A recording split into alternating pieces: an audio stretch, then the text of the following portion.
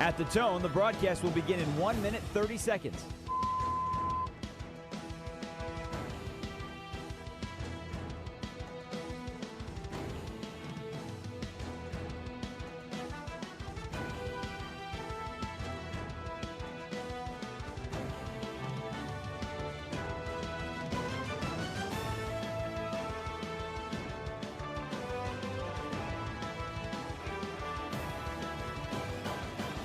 At the tone, the broadcast will begin in 1 minute.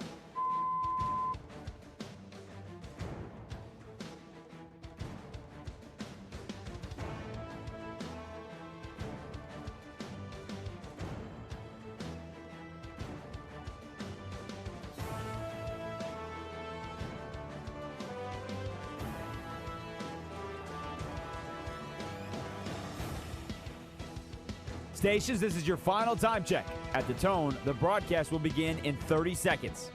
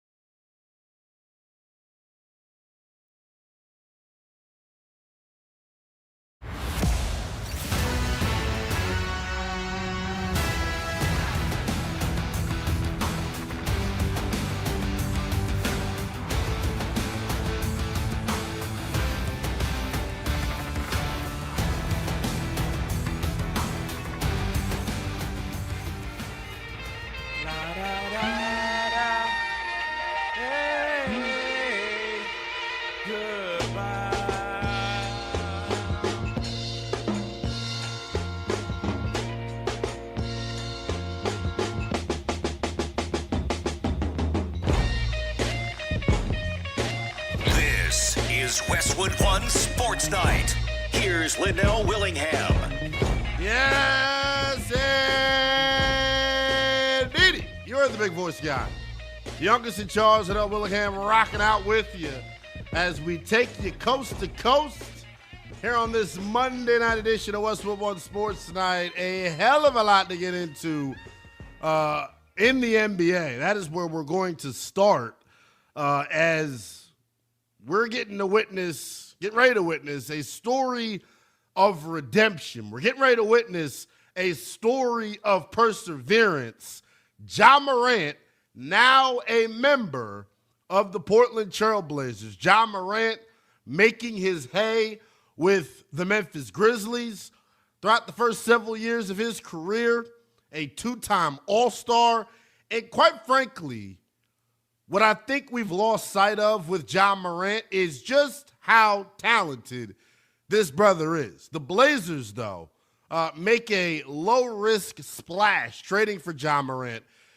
He comes to Portland in exchange for Jeremy Grant and Chris Murray. And on its surface, right, the first thing that I think is, man, is the rebuild on in Memphis for the Grizzlies. This is the final straw of their deconstruction phase, so to speak.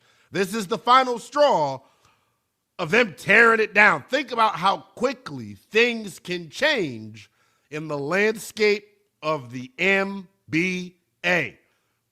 It was just 2-3 seasons ago, right? Ja Morant was viewed as one of the undisputed faces of basketball. And the suspension, flashing the guns on Instagram, and then most recently, the injury bug has really tainted the picture of how we view one Ja Morant. And as I sit here tonight, if you're watching us on the YouTube stream, there's a grin on my face right now. How do we watch you on the YouTube stream, Linnell? Well, it's easy. You search Westwood One Sports Night. You could also stream us live nightly on X as well. It is at NELL_BTP. Why do I have a smile on my face? Why am I excited about what happened earlier tonight? Well, there are a bunch of reasons I'm excited.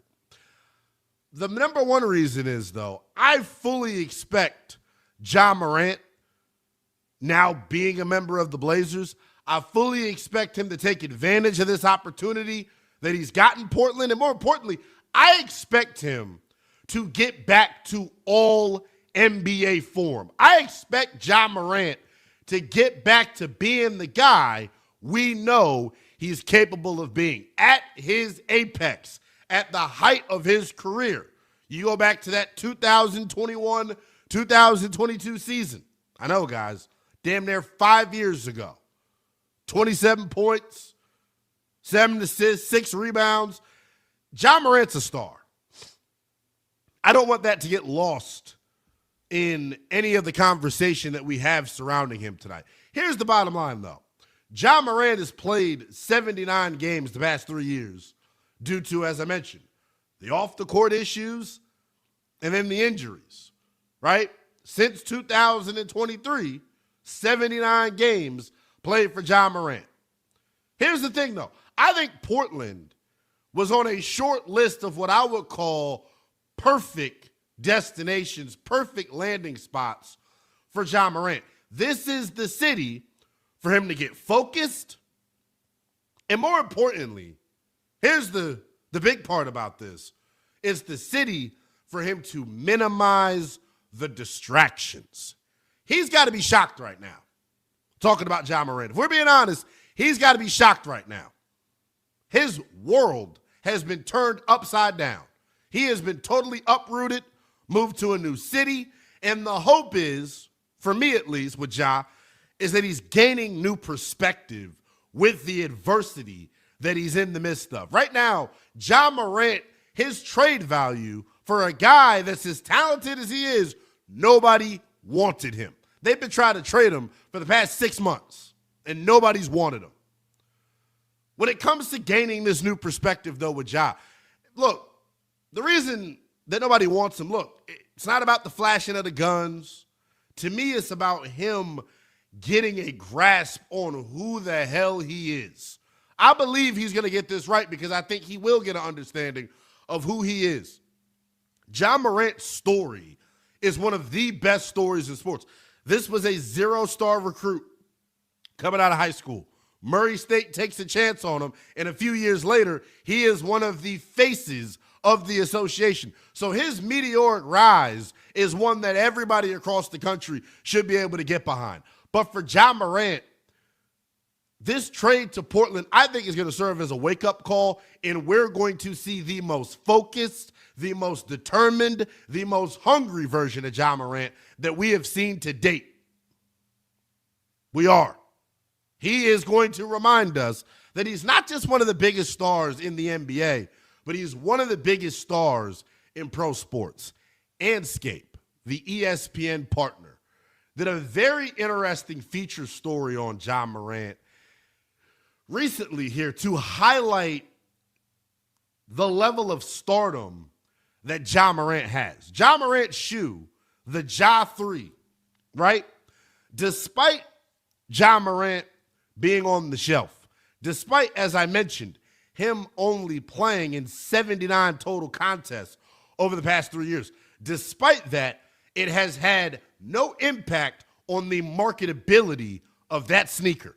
His basketball shoe, in terms of its impact that it's having on the shelves, the impact that it's having online, and the impact that you're seeing across the WNBA, the NBA, college basketball, etc. His shoe is the premier basketball shoe right now. And I know my old heads out there are going to say, oh, he ain't got nothing on MJ. Don't you love when older people, they don't go MJ. They go MJ. He ain't got nothing on MJ. It's that southern twang that they put on it. But no, clearly the numbers and the longevity pale in comparison, right, to Michael Jordan. But when you talk about Ja Morant's shoe and what it's done in the online store, what it's done in retail stores across the country, and then how many of his peers across the W, the NBA, college, etc., are wearing this sneaker. And here's the difference with this shoe. It's not just a basketball shoe, right? It's stylish on the court. Looks great. But I'm going to be real. I'm the fashionista of the show. I'm probably the best dressed man. Take it from me. I am probably the best dressed man in all of Westwood One Sports. Argue with somebody you love. Hopefully that's me. I would stake my claim as the best dressed man at Westwood One Sports. So trust me. I know ball. I know fashion. Ja Morant's shoe, you could wear out on the town for a night with your honey. Ja Morant's shoe, you can wear it to the club where we're all friends. You know what I'm saying? You can wear it anywhere. Why am I talking so much about this kid's shoe? Because it helps tell the story to me of who Ja Morant is. Ja Morant in Portland with the Blazers is going to show the NBA and remind the NBA exactly who he is. It's one of the most marketable, one of the most fun-loving, and one of the most talented players on the planet. And I think in life, right, and we can all speak to this, right? We're family here on Westwood One Sports. When you go through adversity in life, right, most times you fall back on your craft. Most times you fall back on the work. And if you're Ja Morant here, with all of the adversity that you face, with all the turmoil that is around you, whether it's the injury bug, whether it's the poor decision-making on Instagram Live, take all that into account. Bottom line is Ja Morant's got to fall back on the work. And when he falls back on the work, I think we'll be reminded of just how talented he is. I am stunned, though, that throughout the course of this offseason, and really this dates back to last year as well with Ja Morant, I am stunned that his popularity, I am stunned that his trade value, rather, around the league has taken such a significant hit. He's 26 years of age. 26, guys.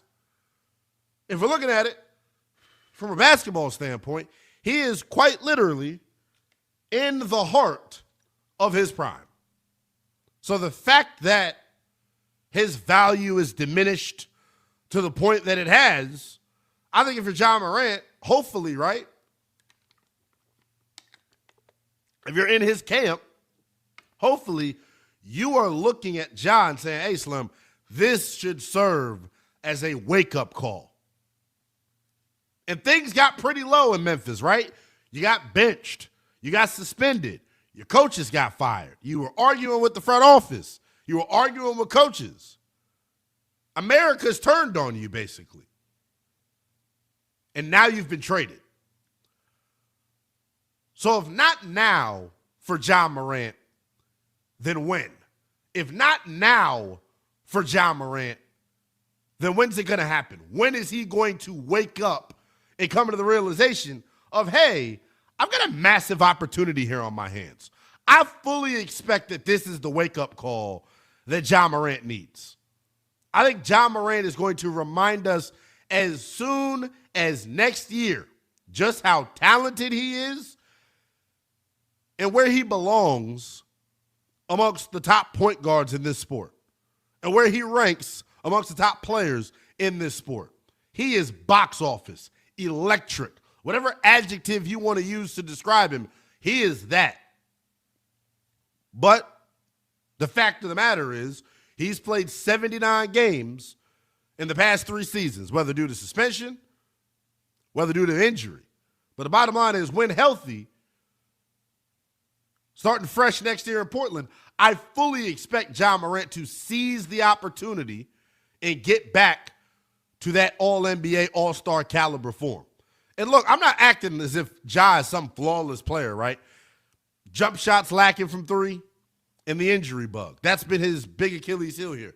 But outside of that, Ja Morant could go. I don't think there's anybody in basketball circles that would question that. I think the question is his head screwed on straight? The question is he going to surround himself with the right folks? And this is the tough part about it, man, and where sports meets reality when it comes to Ja Morant, right? Ja Morant, his story, as I mentioned, right? He was a 0-star recruit. Murray State took a chance on him. And then a couple of years later, he's one of the faces of the NBA. Life comes at you fast.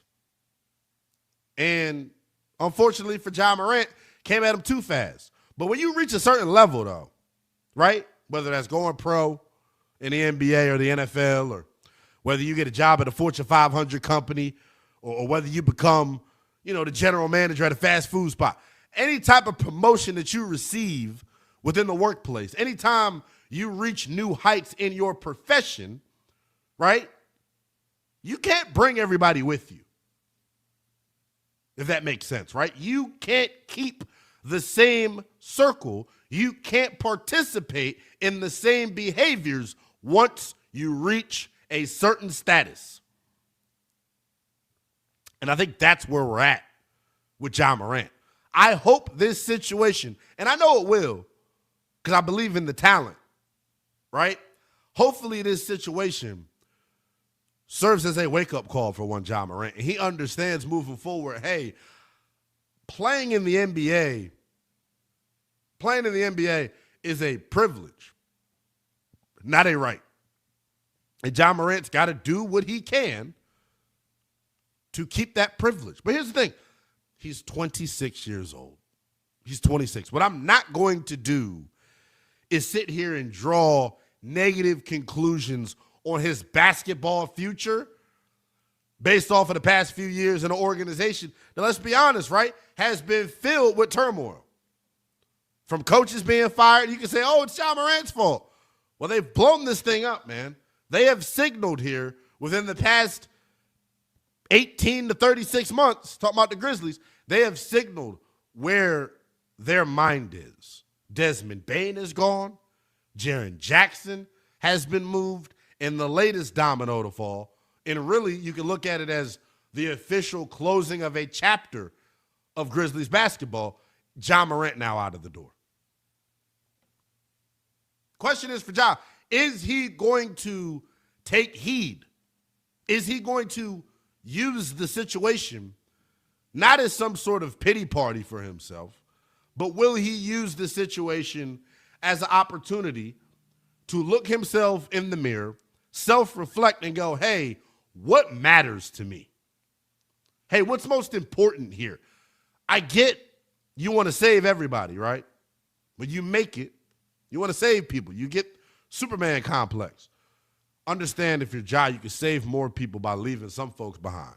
I think that's probably the message that needs to get across to one Ja Morant. Because if you put the antics to the side, and if he's able to be healthy, this is one of the most electric players in basketball. This is one of the future faces of the NBA. This is a guy that I think can be the best player on a championship team. How many players across the association have his gravity on the offensive end? The ability to break down defenses off the bounce, to force defenses to collapse, to routinely create for yourselves and others, the highlight plays, playing above the rim, making plays below the rim. He is box office. Question is he going to be available for his team? That's making the right decisions off the floor. And then I think the bigger concern right now, if you're a basketball person, I think if you're a basketball person and you don't believe that he's learned his lesson and put the poor behavior behind him, then you're never going to believe in him. Because if this doesn't get you to wake up, I don't know what will in terms of the Ja Morant situation. The other piece of it that I think is tough to stomach and the difficult thing to bet on here is the injuries.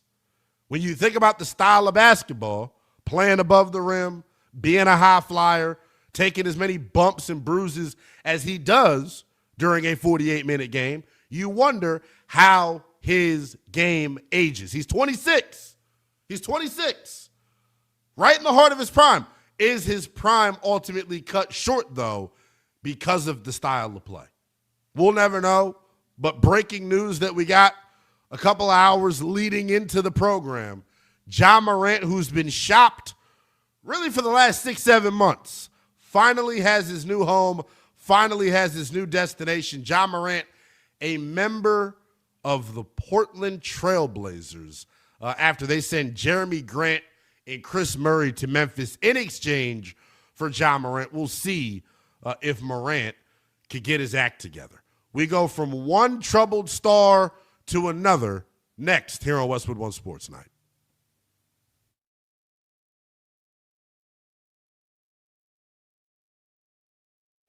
Just like your fireworks this time of year, the NBA offseason is exploding. GMs are trading players while we're dealing the insight and answers you want to know. Which teams are setting themselves to pop off next season and which could die out quicker than a cheap firecracker. Westwood One Sports.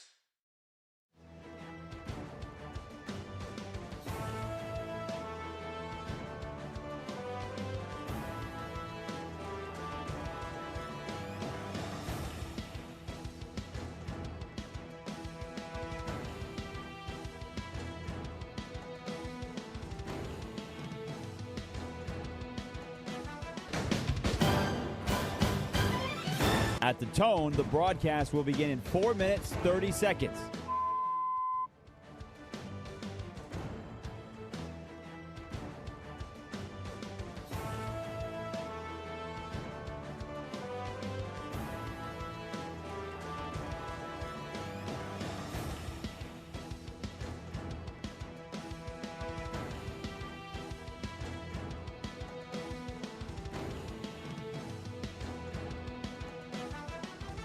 At the tone, the broadcast will begin in 4 minutes.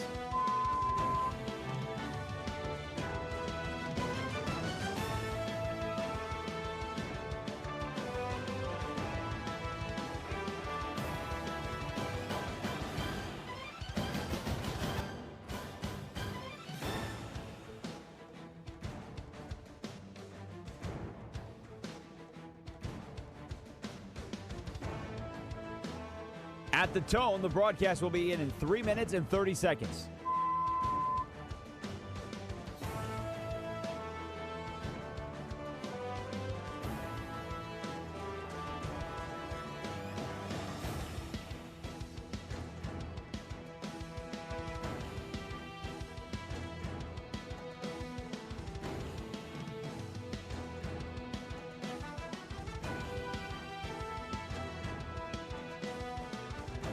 At the tone, the broadcast will begin in 3 minutes.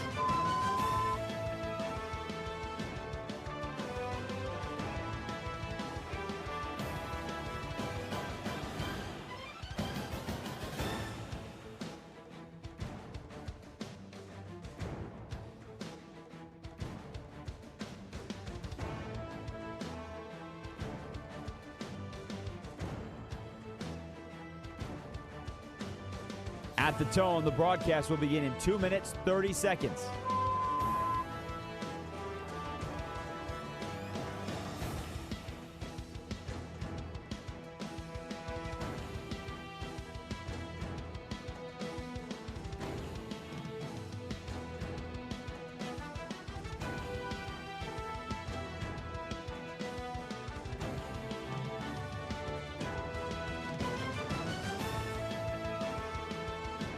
At the tone, the broadcast will begin in 2 minutes.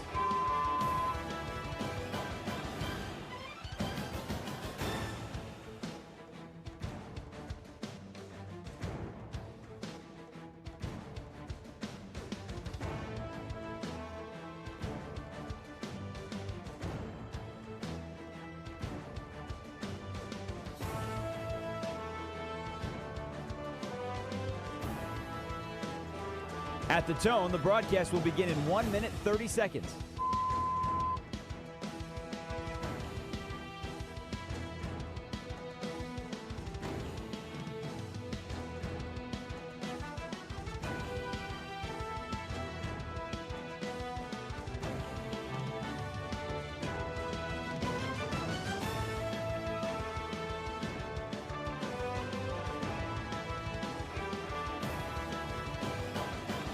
At the tone, the broadcast will begin in 1 minute.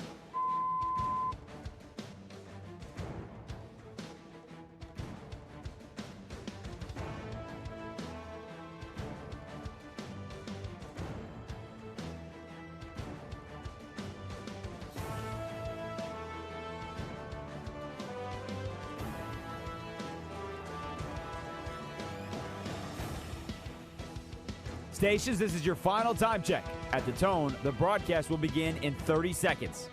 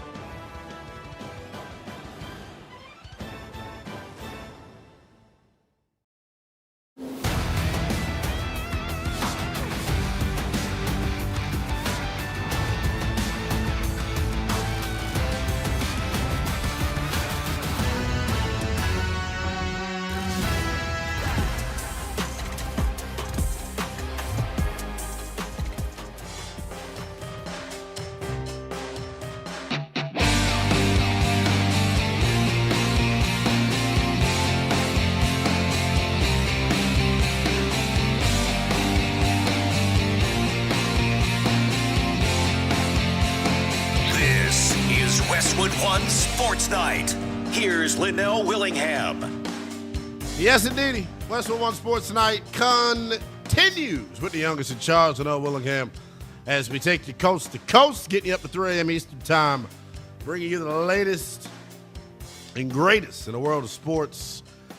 For just now joining us, man, massive news coming out of the NBA, and I feel like we're going to be saying that really all night tonight. Massive news coming out of the NBA. To start the show, Morant, in his era in Memphis with the Grizzlies, officially coming to an end. He is now a member of the Portland Trail Blazers. I fully expect him to resurrect his career. I think the situation that has caused him to miss so much time, 79 games over the span of 3 years, right?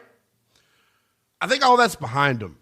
I think the off-the-court stuff I don't worry about, and I think the injury bug, fingers crossed, past him as well. Sometimes a fresh start, a change of scenery is all you need. Point blank. It is all you need. I feel that is the case here, right? When it comes to one Morant. I think that is the case here when it comes to one Morant. I feel he'll get back on his high horse. One guy who's not going to get back on his high horse anytime soon, it seems like, is former Detroit Lions corner Terrion Arnold. He was released by the franchise earlier today after he was bonded out. Bond was set at $1 million. He met that bond, and he thought he was leaving the courtroom to go back to be with the Lions. He had a smile on his face, but as we know and found out earlier today, the Lions no longer want any parts of Terrion Arnold after he was arrested last week on felony charges of armed robbery and kidnapping. So here is the backstory, I would say, surrounding Terrion Arnold and this kidnapping. Terrion Arnold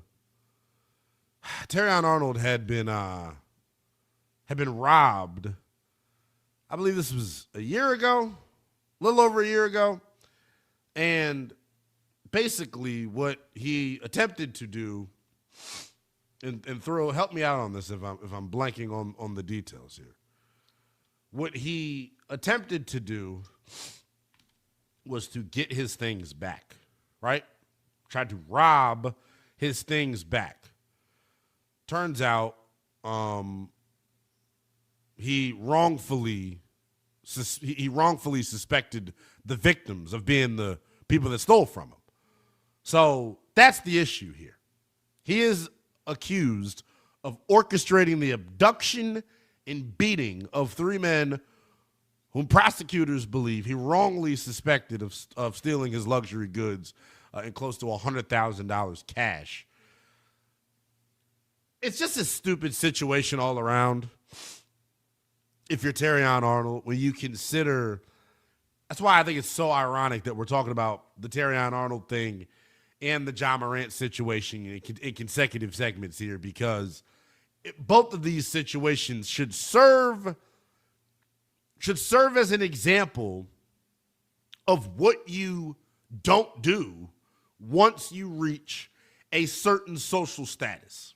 Once you reach a certain social status, I don't care what your background is, I don't care who your friends are, you shouldn't be on IG Live waving a pistol. You shouldn't be in the strip club on IG Live waving a pistol. Once you make it to the National Football League, under no circumstances should you be participating in attempted robbery. I get Terrion Arnold's thought process here. It's stupid, but I'd be an idiot if I said, no, I don't understand it at all. Terrion Arnold, what did Pooh Shiesty say? He wanted to get it back in blood, right? That is what Terrion Arnold was trying to do here in this situation. The bottom line is,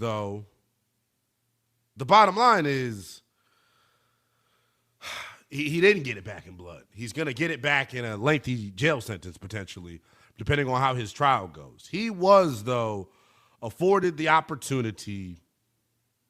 He was afforded the opportunity to post bond today at $1 million. The Lions, though, releasing him.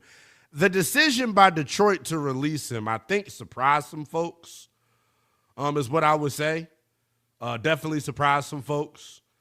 Because earlier in the offseason, we heard Detroit, and I guess rightfully so, right? We heard Detroit go to bat for him. We heard Detroit take his side publicly, right? And without having all the details, obviously. They took his side, and where we sit now is the Detroit Lions are stuck in a really, really tough spot here. I want to talk about Terrion Arnold and him needing to make better decisions. I do. But when I talk about this situation, when I put this situation under the microscope, it's extremely difficult, guys, not to think about the immediate impact that it has on the Detroit Lions.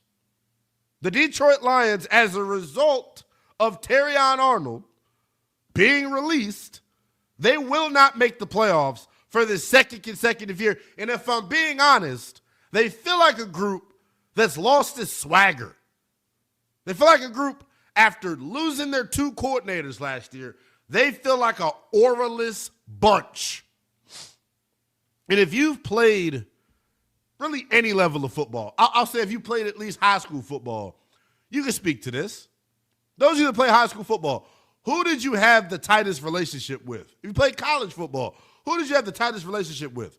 Who did you really go to war for? Was it your head coach or was it your coordinator or position coach? It was probably the latter. So when you think about, well, what's wrong with Detroit? What's the missing sauce in Detroit? It's the fact that Aaron Glenn is now the head coach of the Jets and Ben Johnson is now the head coach of the Chicago Bears. As a result of that, you saw both the offense and defense take significant steps back last year. Now, the injury bug, I have to admit, right, impacted both sides of the football for Detroit. I don't think there's much of an argument to make on that front. But that swagger, that edge, that toughness that we're accustomed to seeing from Detroit, we didn't see it last year. We didn't. And you look at this roster now, think about some of the key pillars that are gone or returning from significant injury. David Montgomery, who I believe, right, was the toughness, was the grit of that offense, he's gone. What does that do? Oh, Linnell, it just means more Jahmyr Gibbs, right? Is that a good thing? What do you mean, Linnell? Of course it's a good thing. Jahmyr Gibbs is arguably the worst pass-protecting running back in all of the National Football League and damn near got Jared Goff split in half at times last year. Disinterested in pass protection. Is he soft? I don't know. You can't be playing in the Motor City and have a little, you know what I'm saying, have a little sprinkle on your ice cream. You can't be soft playing in the Motor City, pal. You can't. And I look at Jahmyr Gibbs as a guy that's got to take a massive step forward next year. I look at Jahmyr Gibbs as a guy who's going to have a lot of pressure on him heading into 2026. He must become a 3-down back. He has to. Or else Jared Goff's going to get broke the hell up. There's questions on the offense with the running back spot. There's questions with the offensive line. This has probably been the most under-talked about storyline of the offseason in the NFC. Penei Sewell, right? All pro as a right tackle. We just assume, oh, it's no big deal. It's nothing. It's like going from eating, strawberry jam Uncrustables to grape jam Uncrustables. No big deal. Just a change in your diet. No. Penei Sewell's going from the right side to the left side. Who the hell knows how that transition works? Cade Mays being brought in by way of the charity case that is the Carolina Panthers. He's brought into town to come be the new starting center. How is that going to work? Do we know that that's going to work here for Detroit? We don't. So they got a lot of questions to me. And then you flip to the defensive side. Brian Branch coming off of major injury. Terrion Arnold, no longer a part of the fold. Amik Robertson, now part of the Washington Commanders. Where's the pass rush at with this group? There's just a lot of questions. There are a lot of questions to me that face this Detroit Lions group to where I don't know if I can trust them next year to ultimately be a postseason team. I don't know how high I am on that group going into 2026. And then you add the backdrop of Terrion Arnold being cut. Well, what the hell? What is there to like about Detroit? Secondary is in shambles in a division where you've got to compete against Justin Jefferson, Jordan Addison, the Bears' high-octane offense, whatever the hell misfit, toys they're going to put at receiver for the Packers. You got to have your secondary on point. And the bottom line is Brian Branch coming off a significant injury. Jaden Reed was awful last year. You brought him in via free agency. He wasn't worth a damn. And then you lost to Amik Robertson, who was one of your starters. He's at Washington. Terrion Arnold, he's got an ankle monitor on. What the hell? If you're the Detroit Lions here,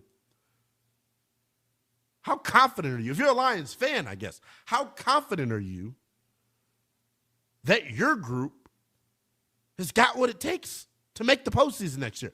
I don't give you a puncher's chance. I don't. I think it's a two-team division. It's going to be between the Vikings and the Bears. I think the Packers lost too much at wide receiver, and they're probably not going to have, Josh Jacobs. And then I look at Detroit taking a massive, massive step back, man. Massive, massive step back. Not sure where this group goes, but I do know this. They will not be amongst the postseason teams coming up next year within the landscape of the NFC. We opened up the show with massive breaking news out of the NBA. Ja Morant, now a member of the Portland Trail Blazers. When we come back, my personal message to the front office, you'll love this, DMV, of the Washington Wizards. All that and more next here on Westwood One Sports Night. What's hotter than your car in the summer heat? Our summer sports takes and updates that you care about. From NFL training camp to the baseball trade deadline, we've got you covered like your windshield sunshade. Westwood One Sports.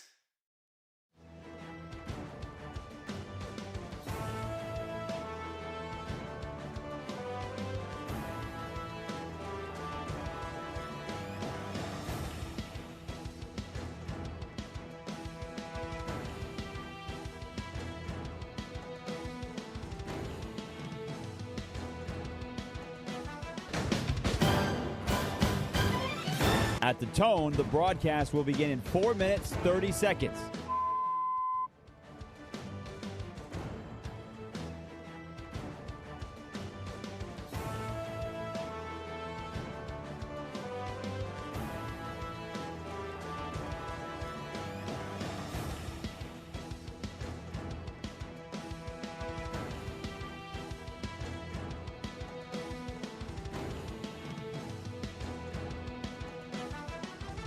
At the tone, the broadcast will begin in 4 minutes.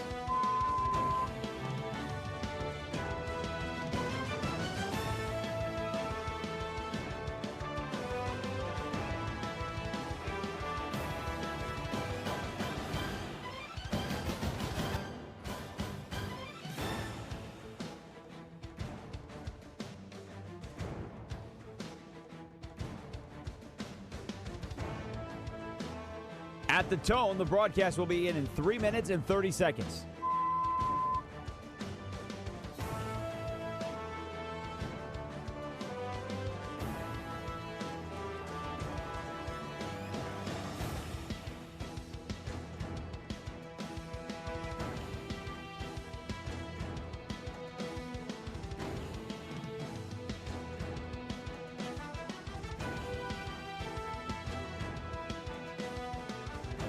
At the tone, the broadcast will begin in 3 minutes.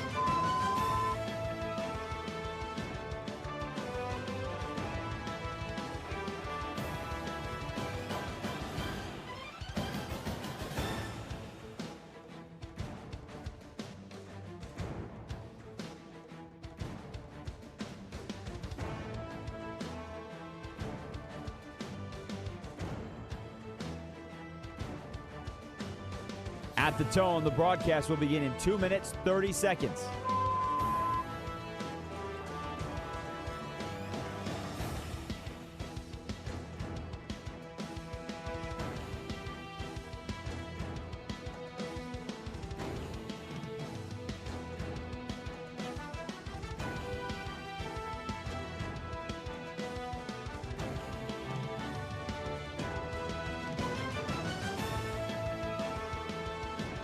At the tone, the broadcast will begin in 2 minutes.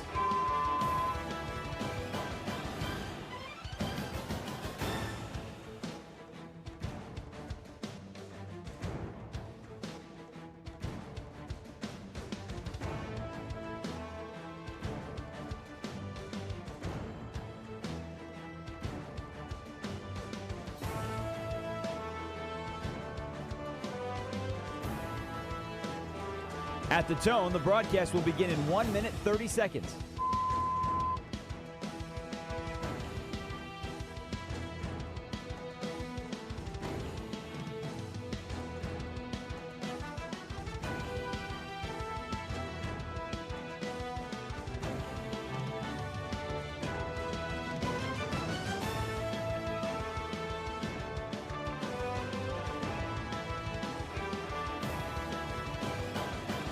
At the tone, the broadcast will begin in 1 minute.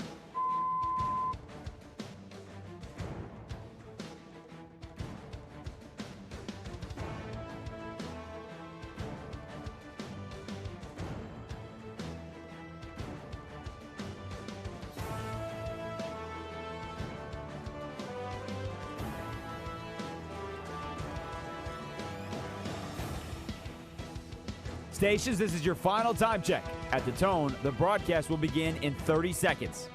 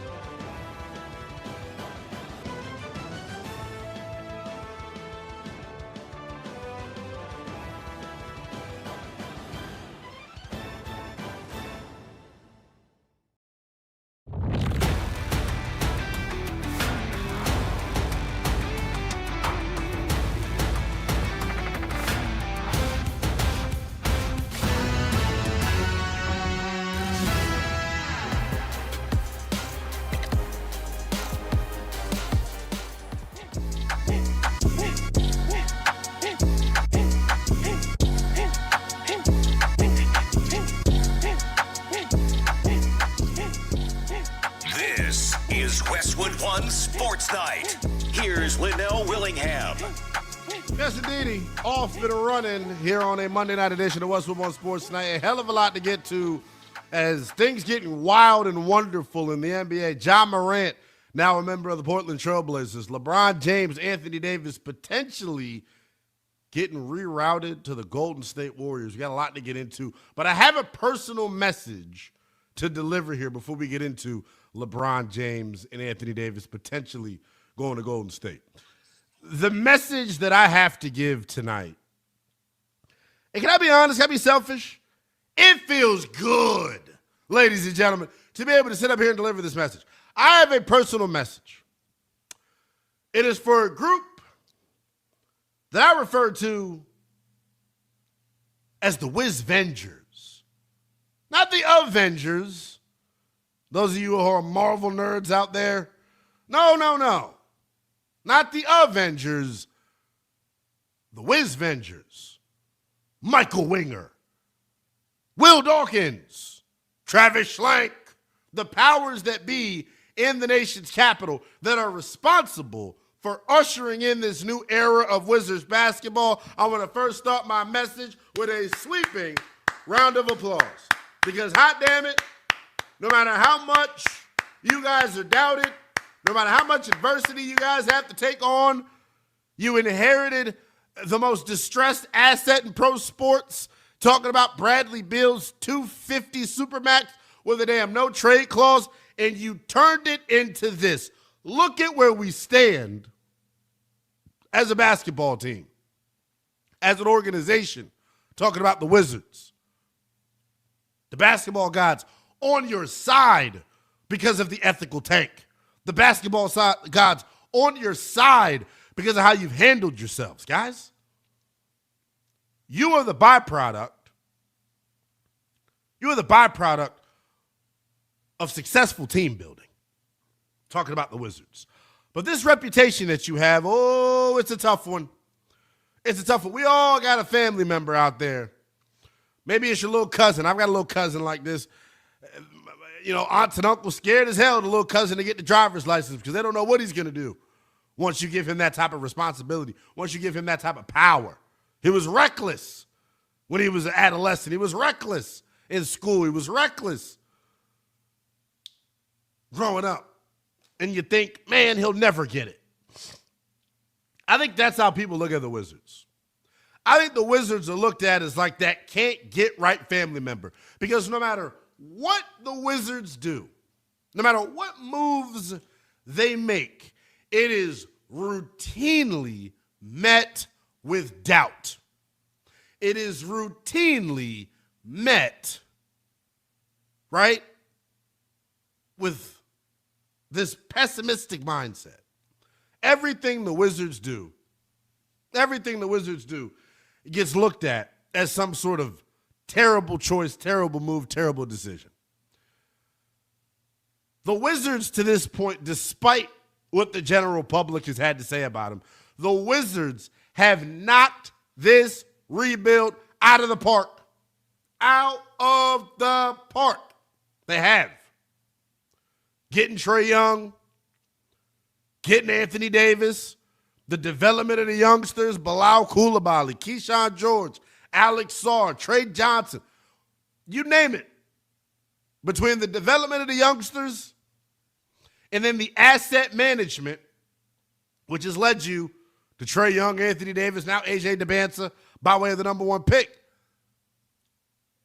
The asset management has been something that other organizations across the NBA should be able to look at and go, hey, if we do it that way, right, maybe we can have the results that the Wizards have.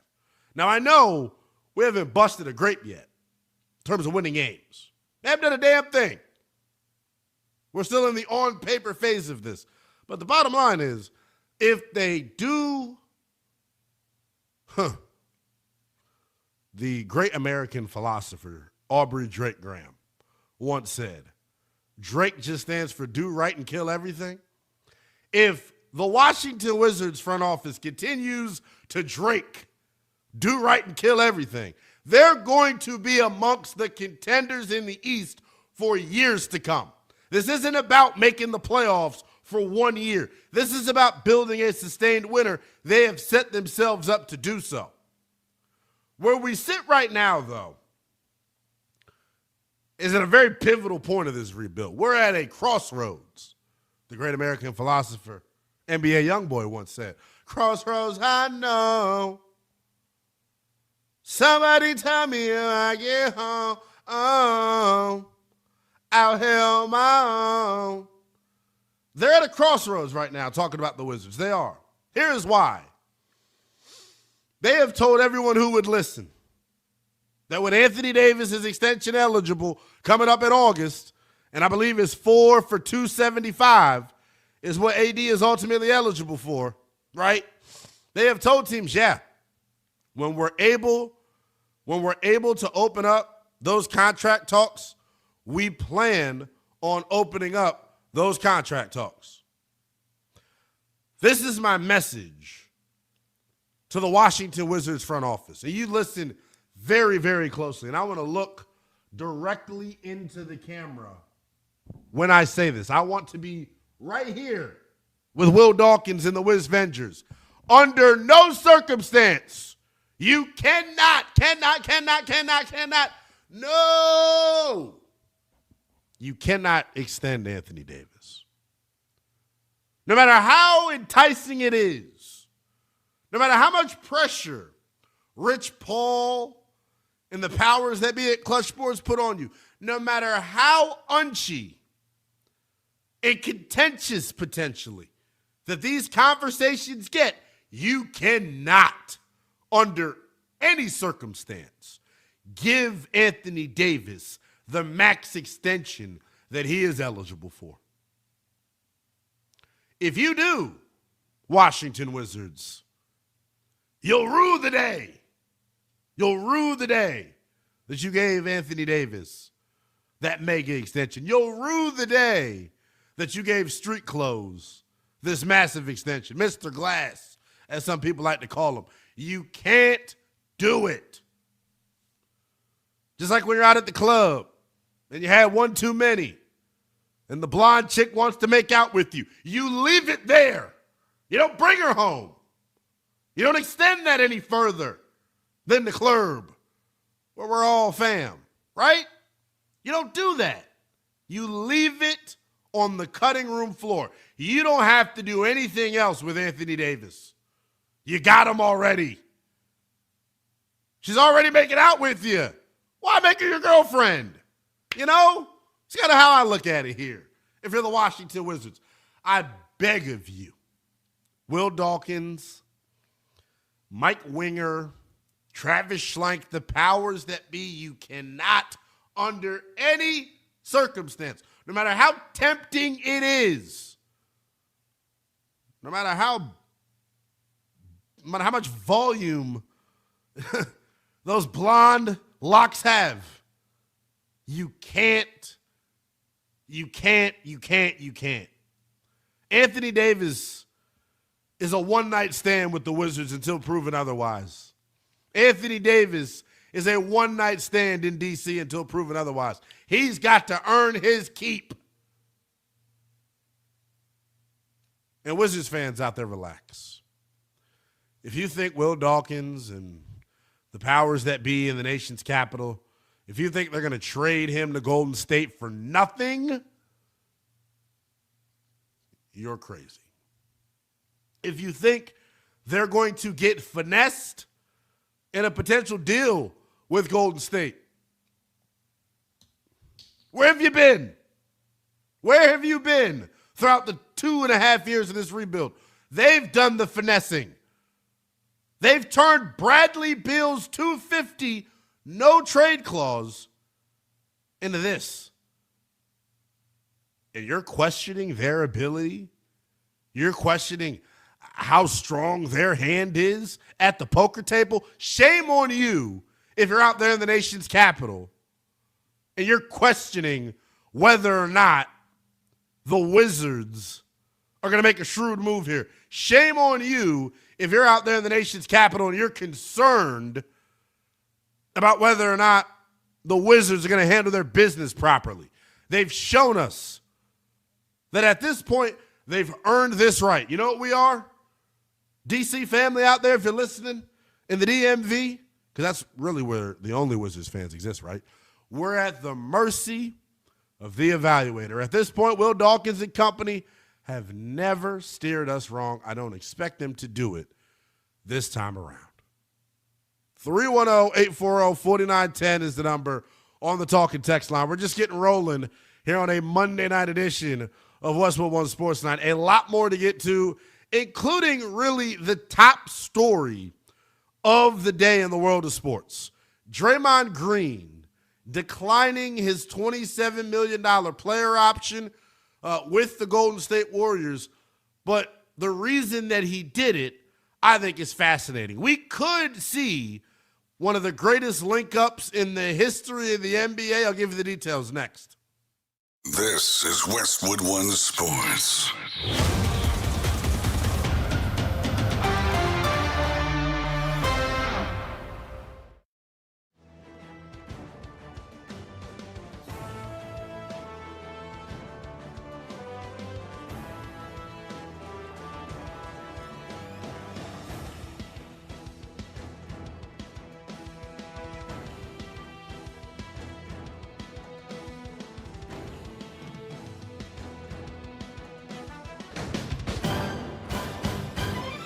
At the tone, the broadcast will begin in 4 minutes, 30 seconds.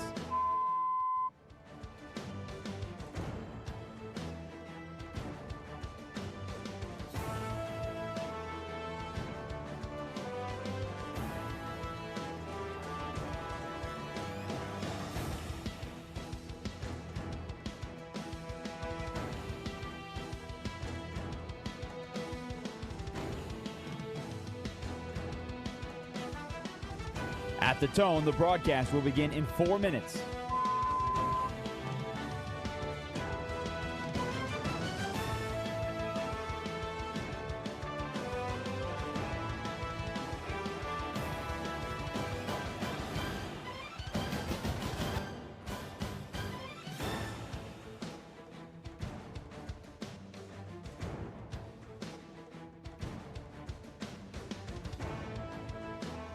At the tone, the broadcast will be in 3 minutes and 30 seconds.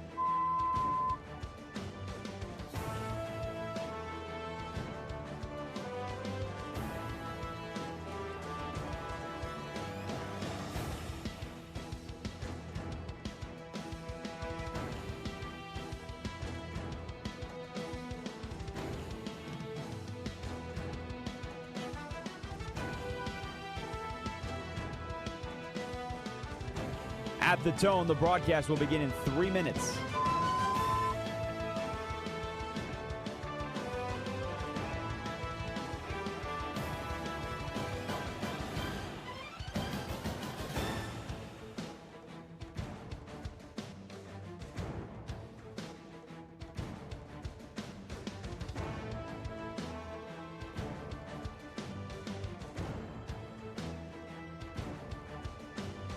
At the tone, the broadcast will begin in 2 minutes, 30 seconds.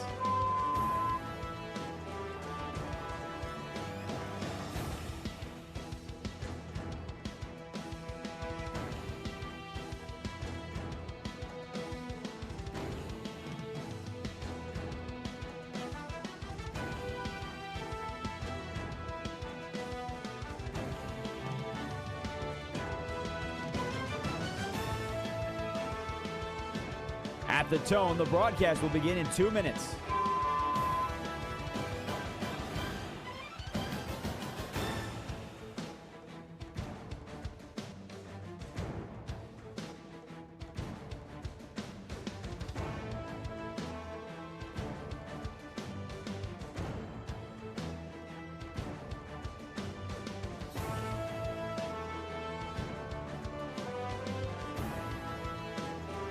At the tone, the broadcast will begin in 1 minute, 30 seconds.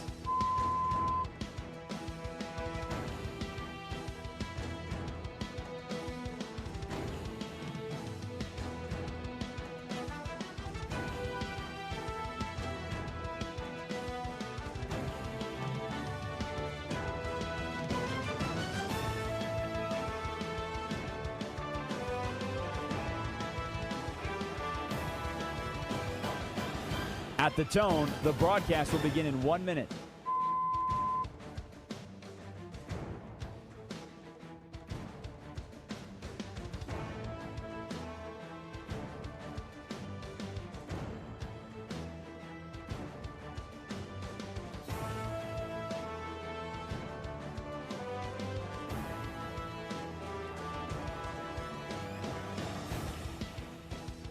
Stations, this is your final time check. At the tone, the broadcast will begin in 30 seconds.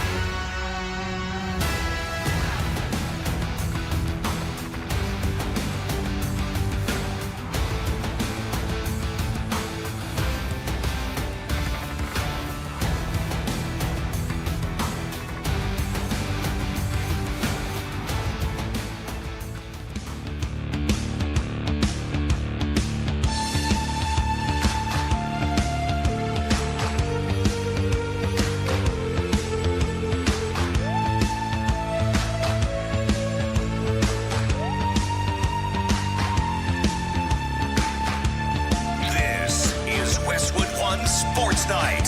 Here's Linnell Willingham. Yes, indeedy.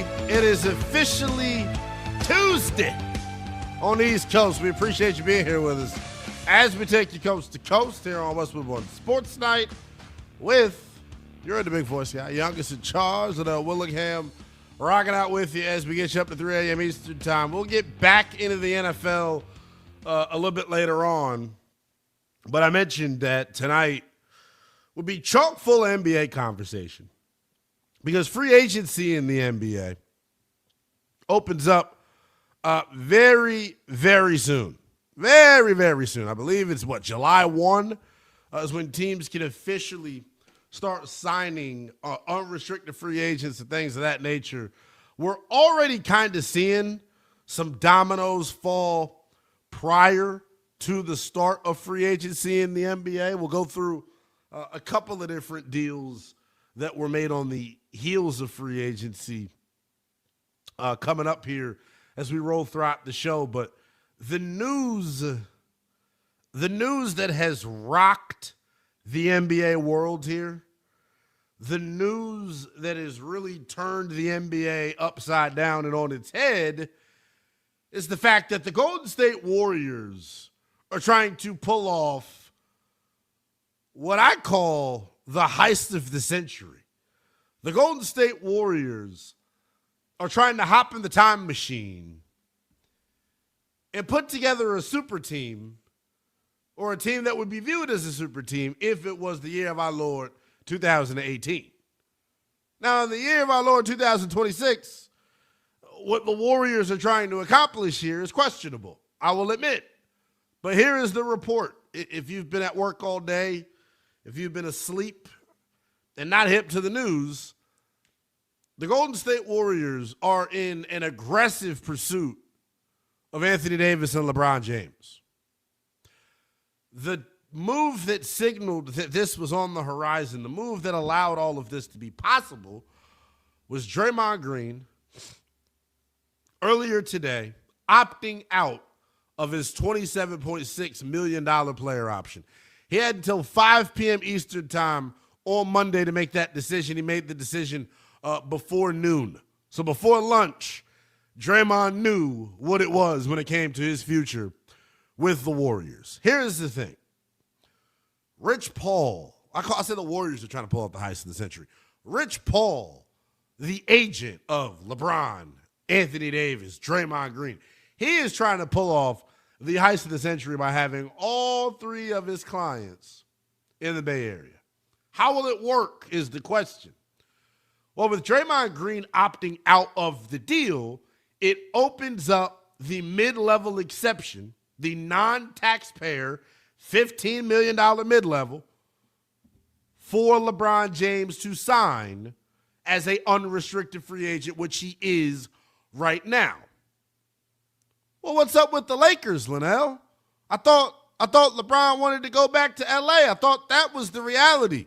If we got it ready, Mike, our pal Brian Windhorst of ESPN had this to say about where things stand with the relationship between LeBron and the Lakers. The Lakers, as soon as the finals ended, they had a meeting with Austin Reeves and began the contract negotiations that ended up leading to him deciding to stay, bypass free agency and stay.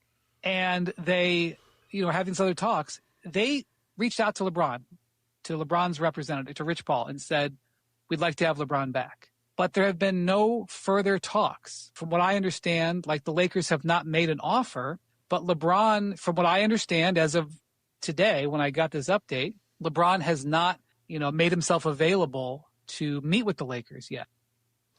The fact that the Lakers and LeBron haven't talked yet is egregious. Now, we're going to get on the Lakers in how incompetent Rob Pelinka is coming up here as we roll throughout the hour. But I just want to let you hear the latest of where things stand.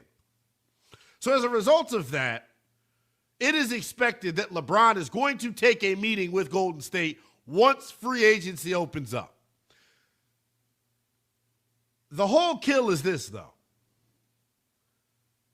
LeBron only goes to Golden State if Anthony Davis is going as well. And that is where this situation gets very, very interesting. It's why I had that personal message to the Wizards front office about 15, 20 minutes ago. Guys, it all makes sense here. We're just chopping wood as we get you up to 3 a.m. Eastern time here. So the Anthony Davis piece of this is fascinating because he's currently a member of the Washington Wizards. He is eligible for a huge 4-year extension coming up in mid-August. If you were listening in the last segment, I literally got on my hands and knees and begged the Wizards not to go that route. Instead, they should go the route which I think they're going to go. They need to get on the phone with Mike Dunleavy Jr. and say, well, what do you guys want to give up in exchange for Anthony Davis? We know that Jimmy Butler, just from a pure salary matching standpoint, we know Jimmy Butler must be a part of any Anthony Davis deal. The deal that's on the table, the deal that most likely goes through, is Jimmy, 2 unprotected first and some pick swaps for Anthony Davis. The interesting part about all of this is the idea of LeBron, AD, and Draymond Green and Steph Curry teaming up in the year 2026. Fascinating to me. And I think the general public is missing the boat and asleep at the wheel when talking about the potential link up of LeBron, Steph, Anthony Davis, Draymond Green. For starters, right? Put the championship aspirations to the side. Having those 4 dudes on one team is big time. Must-see TV. It's intriguing, if nothing else. You're going to want to watch. The idea of Steph and LeBron, arguably the 2 best players of this generation. Those 2 guys teaming up on one team, you're telling me that doesn't intrigue you as a basketball fan? You're telling me that doesn't move the needle as a basketball fan? The hell is wrong with you? This is like my GM mode in 2K happening right now in real time, people. This is the good stuff. This is the good stuff. And here is what I'm tired of hearing already. Here is what I'm tired of hearing already. I'm tired of hearing about their age. I'm tired of it. Tired. Sleep. Tired of hearing about the age when it comes to those 3. That foursome, rather. And here's why. From a basketball standpoint, right? LeBron James would be Steph Curry's best teammate since Kevin Durant, right? Am I giving away state secrets when I say that? Am I ruffling feathers? Am I shaking the base of the tree when I come out with that? No, I'm not. It's the reality of it. He would be Steph's best teammate since Kevin Durant. If you're the Warriors, this is the move that you got to make to extend and maximize Steph Curry. As you saw in the play-in tournament last year, there's plenty left in the tank with Steph Curry. There is plenty left in the tank when it comes to Steph. As you saw in the playoffs with LeBron, there's plenty left in the tank with LeBron. There is. If this group was able to stay healthy, the foursome of LeBron, AD, Draymond, Steph, think about that defensive front court of AD and Draymond. We saw what Draymond did to Kawhi Leonard in the playoffs down the stretch, in the play-in game down the stretch, rather. Brother still got it. We know what Anthony Davis is when he's healthy as a defender. That doesn't intrigue you? That doesn't move the needle? We also got some news on Golden State. Kristaps Porzingis, the zinger, he's back. 2 years, $24 million. He'll be back in the saddle with Golden State. Or excuse me, is it 2 years, 24 or 2 years, 40? Bottom line is, the zinger, Kristaps Porzingis, is back on a 2-year, $40 million deal. He's got a player option for the second season. So you're now talking about a front court that boasts Al Horford, Anthony Davis potentially, Kristaps Porzingis, Draymond Green. I like it on paper. Obviously, health is going to be the deciding factor, right? But on its surface, I love the potential move for Golden State. And if they're able to stay healthy, I don't think they're better than Oklahoma City or San Antonio. But to me, if they can acquire AD and LeBron, they're at least eye level. They're at least eye level. They're at least in the same stratosphere with a San Antonio, with an Oklahoma City. At worst, they'd be the third best team in the West. Fourth best team in the West, depending on how you feel about Minnesota and Denver. But last year, you saw what Golden State was at times and how frisky they could be at times. Key caveat, when they were healthy. You saw it. The key this time around, if you're Golden State, is you've got LeBron and Anthony Davis at your disposal. I don't see a scenario in which those two together don't have success. I'm sorry. I believe too much in LeBron and in Stephen Curry. Those two linking up, those two playing on the same team, it's not some sort of basketball wet dream. It's on the precipice of happening here. We're here. We're at the goal line in terms of this link up happening.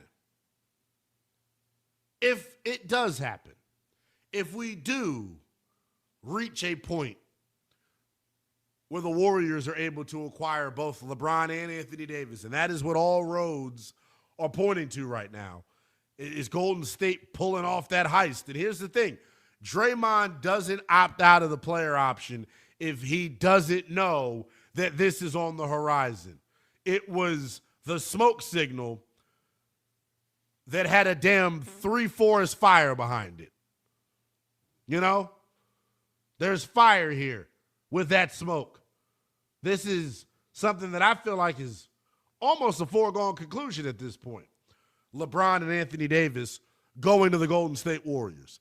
If this move crosses the finish line, a Golden State ends up with both LeBron and Anthony Davis, I would put them as a title contender in the Western Conference.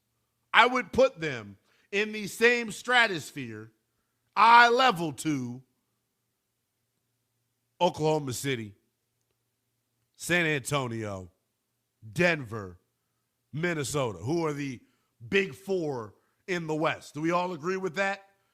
That Minnesota, Denver, Oklahoma City, San Antonio, the clear top four teams within the West.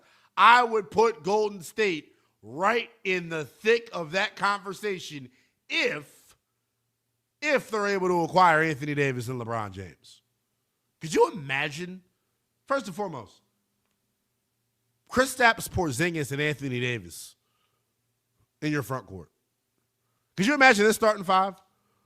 Steph, LeBron, Draymond, Porzingis, and AD. Where's the shooting, Linnell? Well, LeBron's got nothing but time to work on that jumper. Kristaps, nothing but time to work on it. But I just look at that group.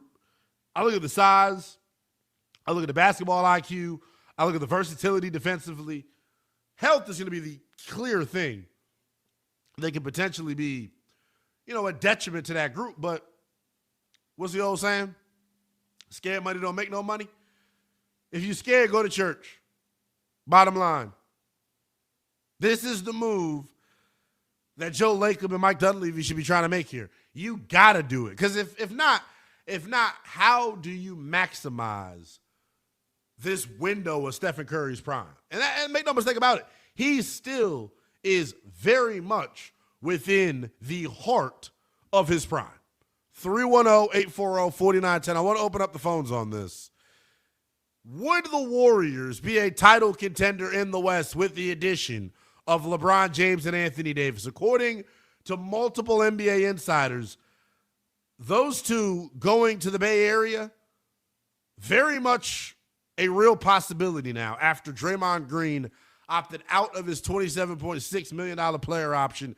If AD and LeBron team up with Steph Curry in the Bay Area, where do you put them amongst the contenders within the West? 310-840-4910. Let's kick things off with Johnny in Atlanta, wanting to tap in. Johnny, good evening. What's going on, Linnell? Hey, What's did you ever going on, watch the man? movie? Did you ever watch the movie Uncle Drew? I've seen Uncle Drew. I have. Yeah. So you need to rename the Golden State to the Harlem Buckets because that's all it is. Whole bunch of old people playing. They would not be a contender. They would not. I do not see it. I can't see it because, like you said, you made that trade in 2K 10 years ago for them people like that. Because ain't no way they can run up and down the court with Anthony Edwards and LaMelo Ball. Not even the Spurs. It's too much speed and too much. They're a running team, and they'll be gassed by fourth quarter. They will be gassed. Even though I still think Steph Curry got it, but LeBron don't play defense no more. Anthony Davis can't play defense. And then Draymond, he fouled and talked more than anything. So that's going to be their hurt because they don't play defense no more. Back in the day, yes, but now they don't play defense. And my last take is, and after all these trades is going down, the Milwaukee Bucks GM look like the best GM in the world because these are dumb trades that are happening right now. That's my take. Y'all have a nice one, man. Appreciate you, dog. I totally disagree. Am I going to be the only one here tonight that feels this way about Golden State? Am I going to be the only one that gives them a legitimate shot to compete within the Western Conference? I don't think it's some sort of pipe dream. I don't think we're being unrealistic. I think the fact of the matter is LeBron James is one of the most polarizing players in basketball. You all love to hate him anyway.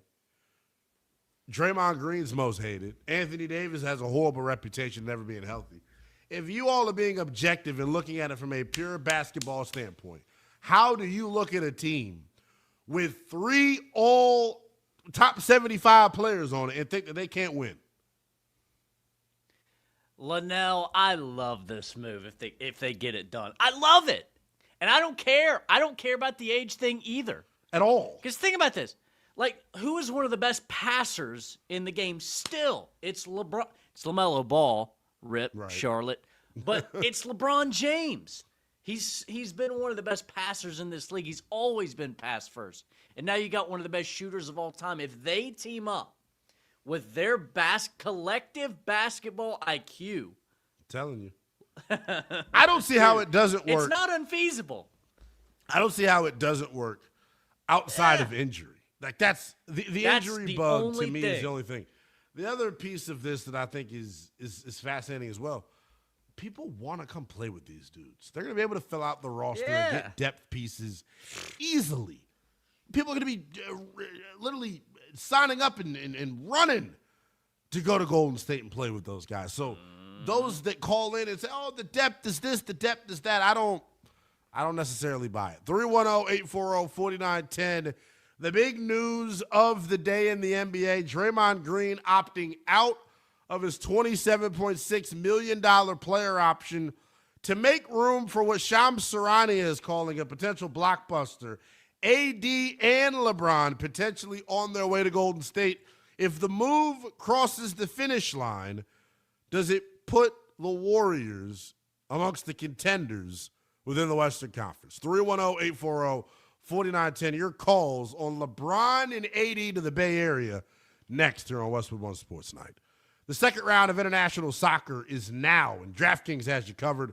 The DraftKings app is now available in all 50 states and includes all markets, bringing the game straight to your fingertips. New DraftKings customers sign up with Banda26. Spend $5 to get $200 in rewards within 21 days. That's code Banda26 in partnership with DraftKings. The crown is yours. Bet DK Sportsbook. Gambling problem? Call 1-800-GAMBLER, 1-800-MY-RESET. For Connecticut, call 888-789-7777 or visit ccpg.org. On behalf of Boot Hill Casino in Kansas, bet tax pass-through may apply in Illinois.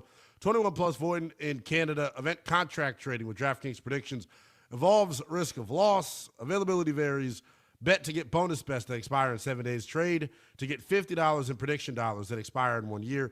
Issued every 7 days via click-to-claim for 21 days. One non-withdrawable reward redeemable. Prediction offers void in New York. Ends July the 19th. For more terms, visit dkng.co/audio. We know you're jonesing for some football just like we are. And yes, we're counting. NFL training camps begin opening in 23 days. Your home for the NFL. Westwood One Sports.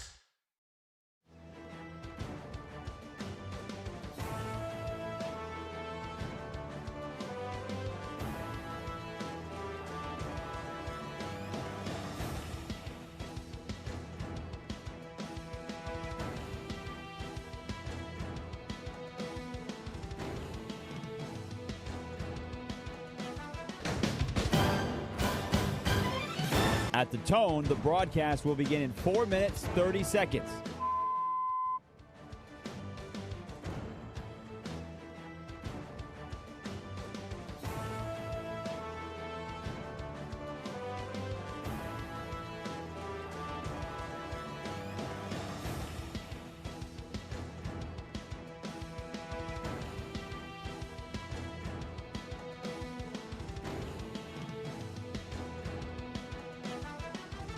At the tone, the broadcast will begin in 4 minutes.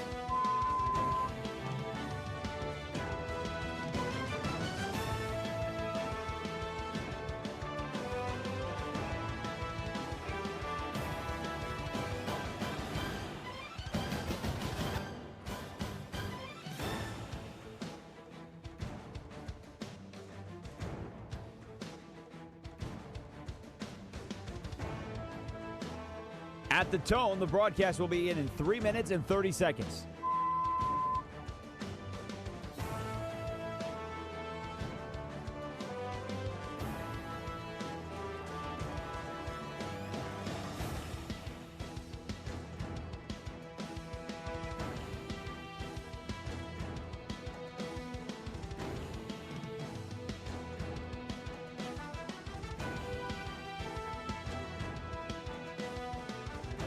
At the tone, the broadcast will begin in 3 minutes.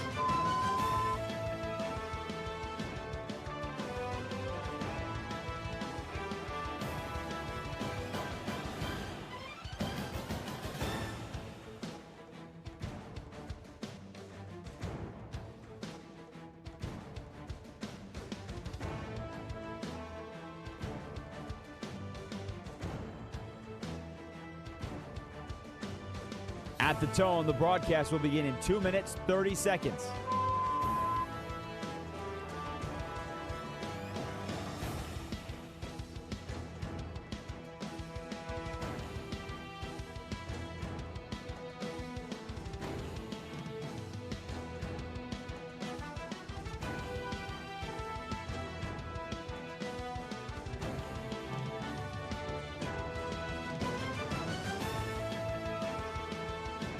At the tone, the broadcast will begin in 2 minutes.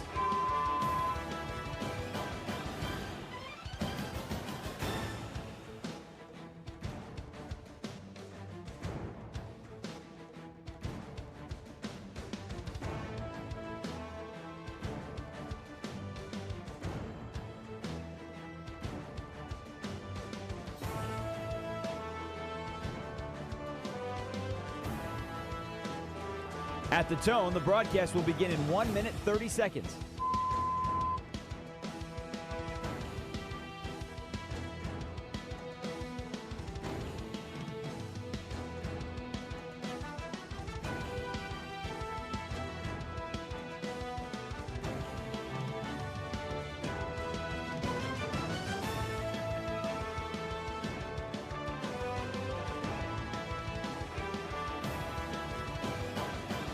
At the tone, the broadcast will begin in 1 minute.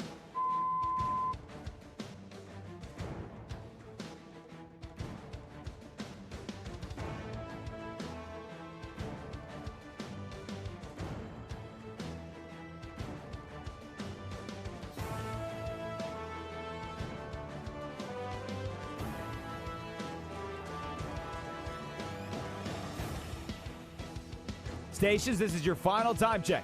At the tone, the broadcast will begin in 30 seconds.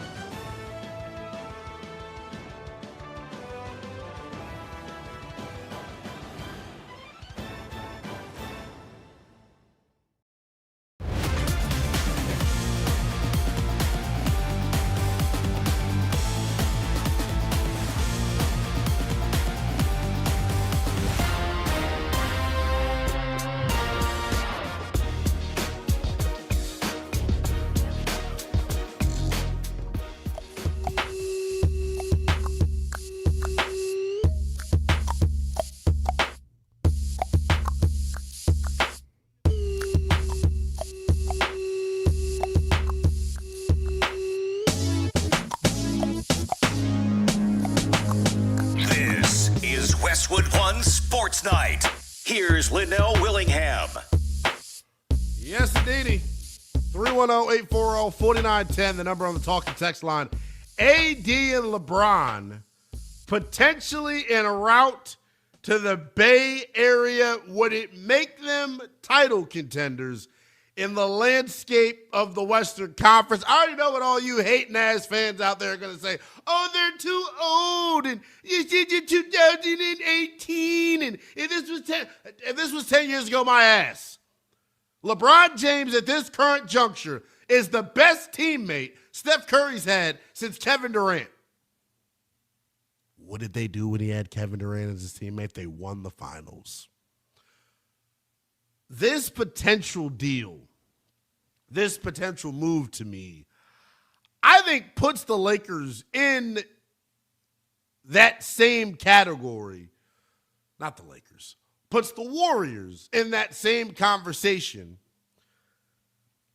as as Minnesota, as the Spurs, as the Thunder, as the Nuggets. I think this move puts them in that stratosphere.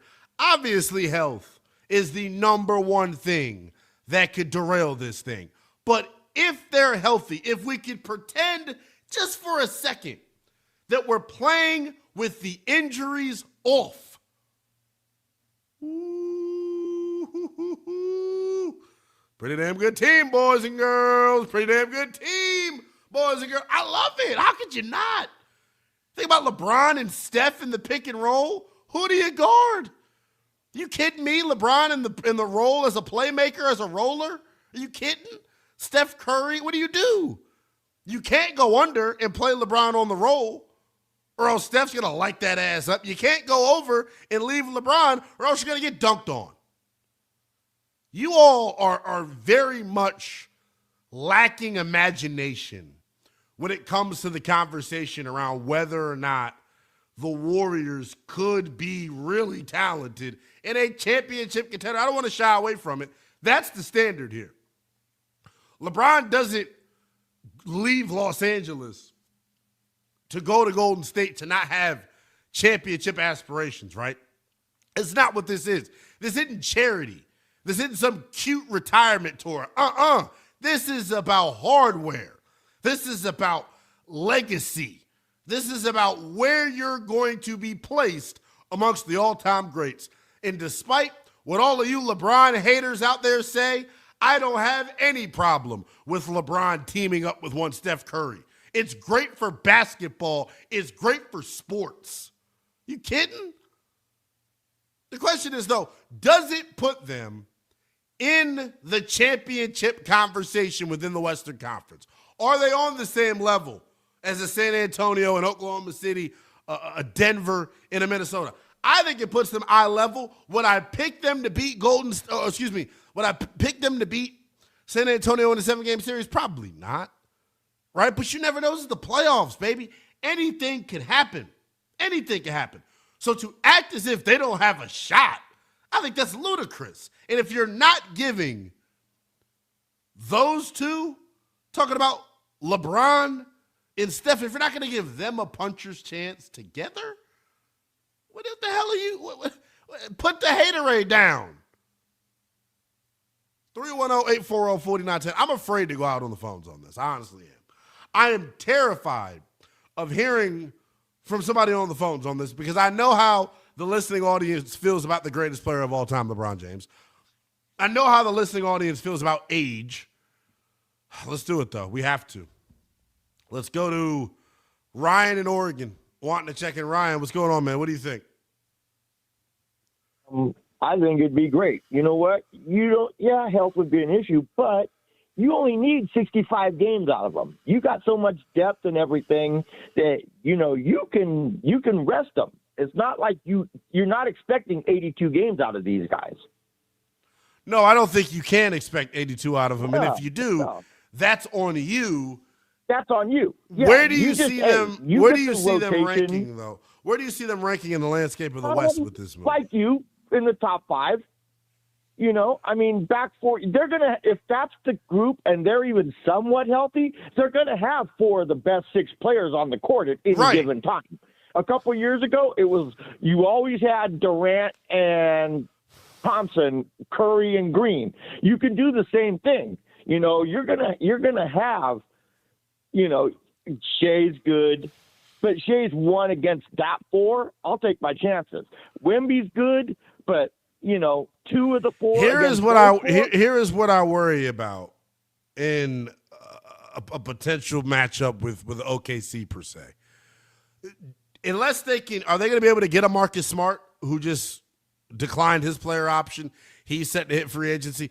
I worry about the perimeter defenders in the athleticism. That's their big Achilles heel in a potential situation like this. But as I keep going back to, and I appreciate the call, as I keep going back to, when you have a trio like this or a foursome like this, AD, Draymond, Steph, Goat James, brother, you may get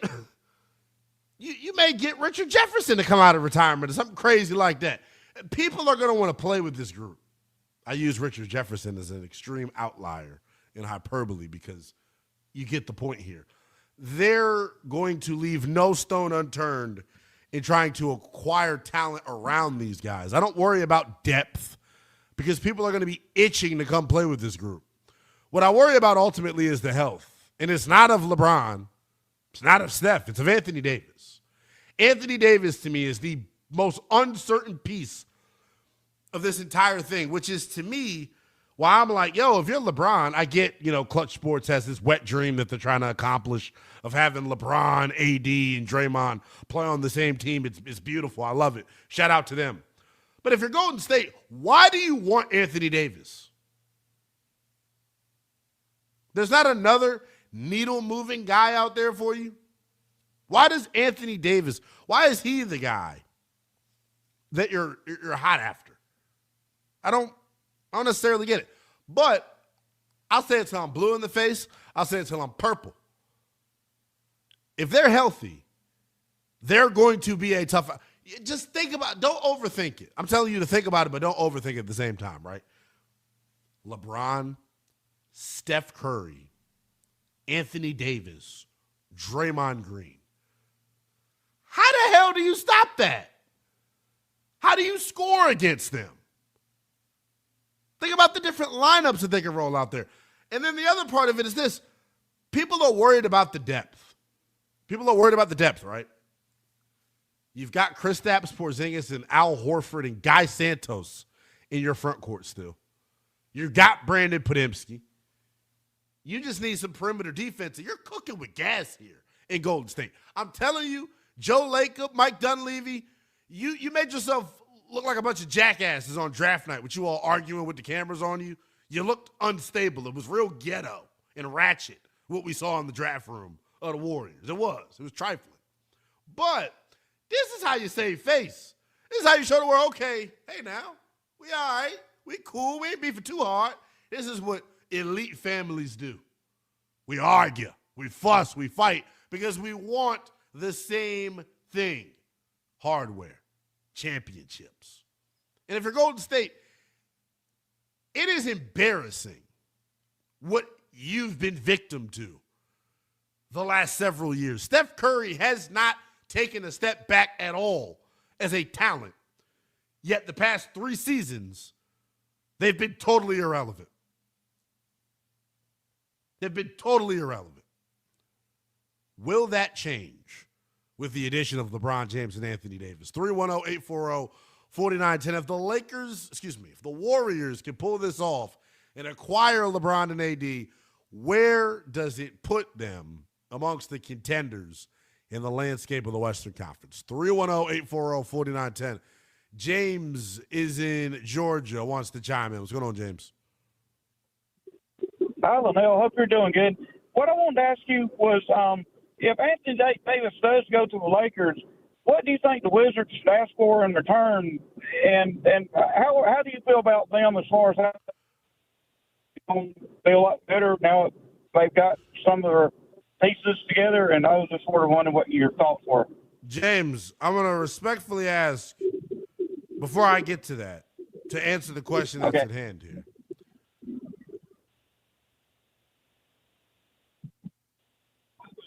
And you're not going to answer the question. James, we appreciate you. Let's try to stay on task, guys. Don't. I'm clearly asking you a question here. Don't do your own thing. 310-840-4910.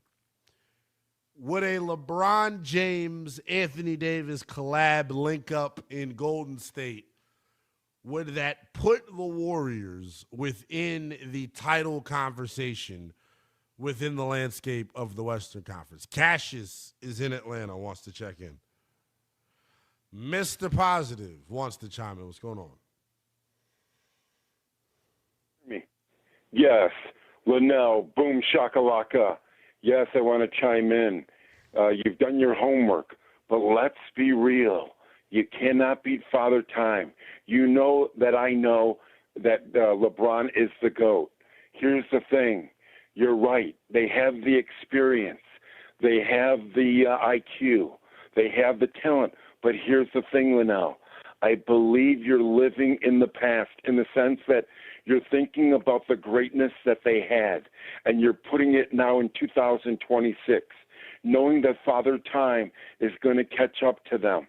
You know that Anthony Davis is going to get hurt. Yes, you're emoting right now, my friend. Mr. Positive believes you're emoting. But yes, I would love it. I think it's great for the game. It's great for the NBA. It would be a juggernaut. Everyone would want to come to the Golden State Warriors. But I yes, just don't Linnell. know why. So you keep bringing up Father Time. Yes. Are you talking about for who? For I'm Anthony glad that you said Davis? that. Who are you bringing up when you reference Father Time? Who is going to be the one that falls victim to Father Time? I don't see it being Steph. He's aged beautifully, like fine wine. You're right, Linnell. You're right. LeBron takes care of himself. He spends $1 million a year. You're right, Steph. But here's the thing: regardless of that, you just still can't beat Father Time. The tendons, the ligaments, they will give because of the age and the torque and the speed and just the constant repetition. I know what I'm talking about. Linnell Willingham, thank you for taking my call. Everybody, go for your dreams. I get where most people want to go with that. Father Time this, Father Time that. I don't buy it, man. I don't. I believe, maybe it's me dreaming. Maybe I'm being totally unrealistic here. I just don't know how you can, with a straight face, just count that team out, regardless of age. We're acting like none of those dudes have taken a step back yet at this point. None of them. So why do we assume next year is the year? Steph's the same guy he was 3 years ago. LeBron, arguably the same guy he was 3 years ago. Why are we acting as if this year, it'll be this year, this is the year where Father Time strikes? I don't believe that. I don't. I think this group, one, they would hear all the noise. If you don't think they're going to have a chip on their shoulder, if you don't think they're going to feel the pressure of the public scrutiny, then you're crazy. That, to me, all of the doubt and belief, all of the doubt in the disbelief in the group, I think it motivates them. I think it's the factor and the edge that they need to get over the hump. I do. Now, maybe this has a lot to do with me being a massive LeBron fan, and I want to see him win more hardware, and I want to see Steph Curry win more hardware. Think about it like this. The three dudes that were really the best players of the 2000s, right? Or the 2010s, at least. I'm sorry. The best players of the 2010s. Three guys that come to mind. Clear three best. LeBron, KD, Steph Curry. We had a certain loudmouth radio host from North Carolina come on the radio and say that those three would never win another championship. None of those wonder three. who that was. Wonder who that hating-ass host was. I want to add that layer to this conversation on the phones as well at 310-840-4910. It feels like we're getting close to the end of an era when it comes to the greatness of LeBron, Steph Curry, Kevin Durant, the three pillars and clear-cut best players of the 2010s in the NBA.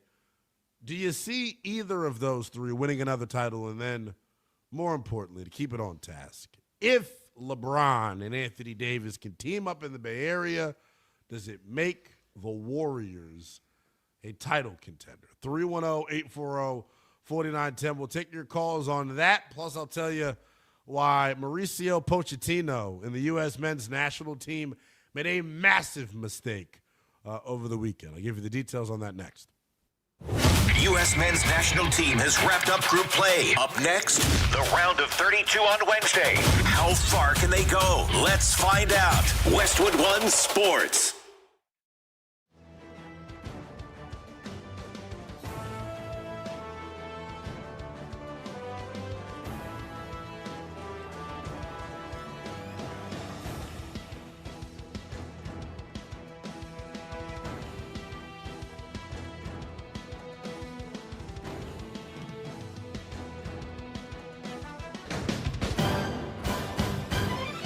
At the tone, the broadcast will begin in 4 minutes, 30 seconds.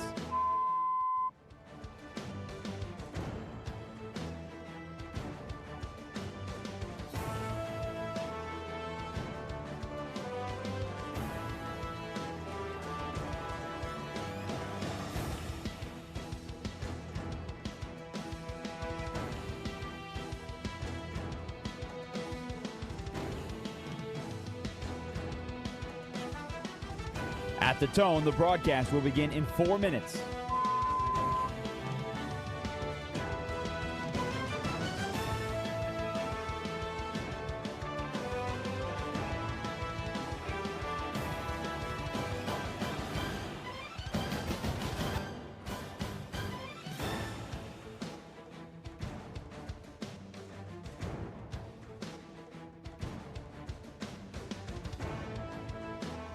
At the tone, the broadcast will be in 3 minutes and 30 seconds.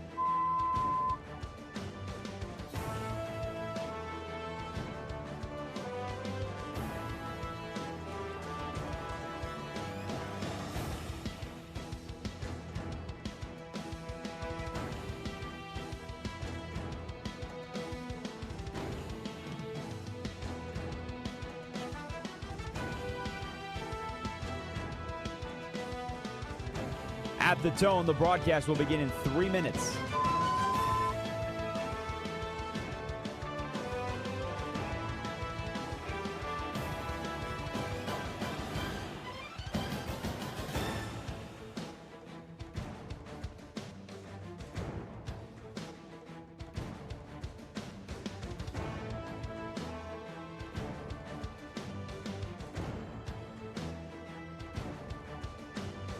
At the tone, the broadcast will begin in 2 minutes, 30 seconds.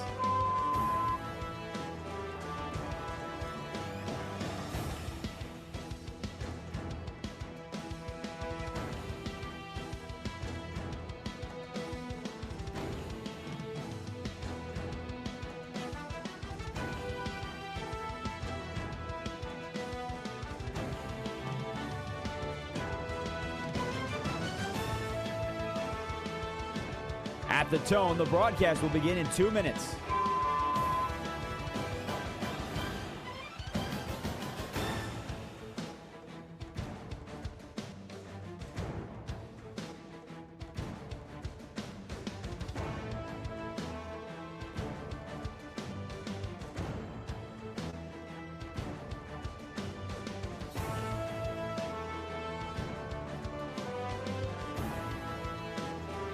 At the tone, the broadcast will begin in 1 minute, 30 seconds.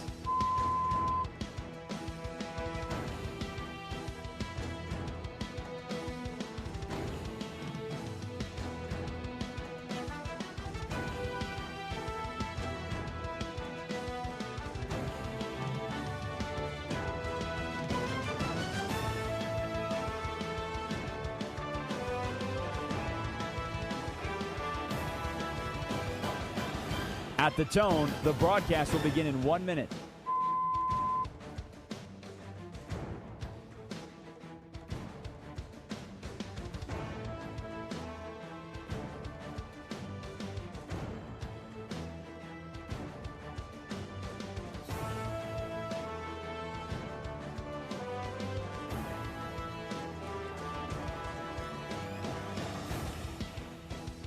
Stations, this is your final time check.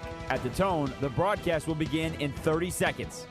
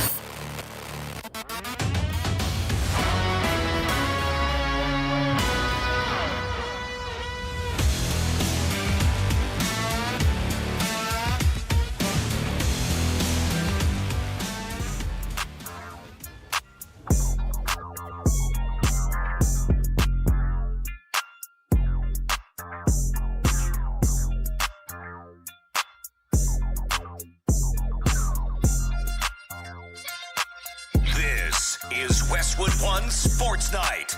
Here's Linnell Willingham. Here we go. Party continues as we go coast to coast. Getting you up to 3 a.m. Eastern time. What's on the cutting room floor right now. Why do we say that phrase, by the way? Where did that phrase originate from? The cutting room floor. Really? There we go. Well, wow. Look at you. Shout out to Mike. He was even sharp a day before hump day. Shout out to you, Mike, a.k.a. Taz, a.k.a. the man taking your calls at 310-840-4910. The big news that we got out of the NBA. Rich Paul and Clutch Sports are doing their damnedest to accomplish what many folks consider to be a fantasy, pipe dream. But now, after Draymond Green has opted out of his $27.6 million player option, that pipe dream slowly coming a reality as LeBron James and Anthony Davis, rumored to be en route to the Golden State Warriors. For LeBron, it would be easy, right? He's an unrestricted free agent, signed the mid-level exception, bada bing, bada boom. For Anthony Davis, his route to the Bay Area is a lot more complicated because he is currently a member of the Washington Wizards. The Golden State Warriors are rumored to be interested in moving on from Jimmy Butler to acquire Anthony Davis. The other rumor out there when it comes to LeBron, the Warriors, and AD. LeBron rumored to not be interested in Golden State unless it is a package deal of him and his good partner, Clutch Sports teammate, AD, both of them going to the Bay Area. But like I said, Golden State's got to figure some things out here to make that happen because AD, currently a member of the Wizards, they have 4 future pick swaps and 2 future firsts that they can trade away. Boop, boop, boop, boop, boop, boop, boop, boop, boop, boop. Call them. Make the call. I would be for it. I had to argue. I didn't want to say argue. I'm going to pull up. Where's my phone at? I mean, my mentions today were absolutely on fire. Will, I don't know if you caught any of the ridiculousness that was sent my way on Twitter, but I mean, the engagement that I got today, some people would pay for it. I said the Wizards are at a point right now, because this is our pal Kevin O'Connor reported that they have 2 future firsts and 4 first-round pick swaps to work with in any deal. And I said the Wizards have reached a point where if that's on the table for Anthony Davis, 2 firsts and 4 pick swaps, you have to make the move. You have to, simply because of the draft capital that's coming back. You only gave away 2 future firsts to get Anthony Davis. And one of those future firsts was the number 30 overall pick. So, did you really give up much to get him? 4 future pick swaps for a team that's old and decrepit and probably going to not be very good 4 years down the line from now? I think it's a massive coup if you are the Washington Wizards. Let's go to Scott in Chicago, who wants to check in and give his thoughts on LeBron and AD potentially going to the Bay Area. Scott, what you got, man? Does it make them a playoff team? Hey, what's going on? Thanks for accepting my call. Yes, sir. Does it make them a contender in the West to you? So my thoughts are this. It'll be fun for the fans. It'll be good for TV and for ratings. But if you're chasing a championship or some hardware of any sort, I don't think that's the move. I don't think they have the legs or the youth. Like you said, AD's contract is going to be almost, $40,000 next year. Even if you move on from Jimmy Butler, I just don't think you could acquire the pieces to surround them. We've seen LeBron lose a step on defense time and time. It was a lot of layups that got past him because he just don't have the legs to jump up with the younger guys. We've seen Draymond lose athleticism on defense and have to do some egregious things on the court, like kick guys in the lower area and give out elbows and step on guys in the chest. You don't want to see an old man Draymond out there doing that to the younger guys. Nobody wants to watch that in basketball. So I just don't see where they would really go. I think it'll be fun. It'll be cool. It'll be a nice little moment in history. We could all enjoy the last. They could all do their farewell tour together or whatever. But as far as how chasing disrespectful, hardware, I just don't think so. What do you think would be LeBron and Steph's reaction to hearing this call? Well, they'll have to go back and watch the footage. Like I watched the playoffs this season, and I watched LeBron get beat off the dribble more than a handful of times.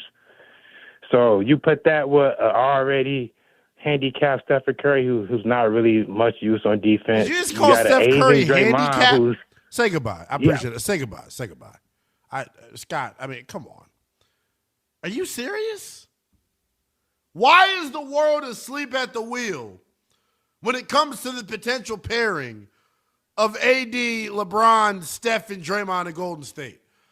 I know you all accuse me of being bronze-sexual from time to time, but hot damn. 310-840-4910. Are the Warriors a title contender in the West if they add LeBron and AD? We'll continue to take your calls on that. Plus, the Buffalo Bills making an extremely controversial decision on the future of their new stadium. That's next here on Westwood One Sports. This is Westwood One Sports.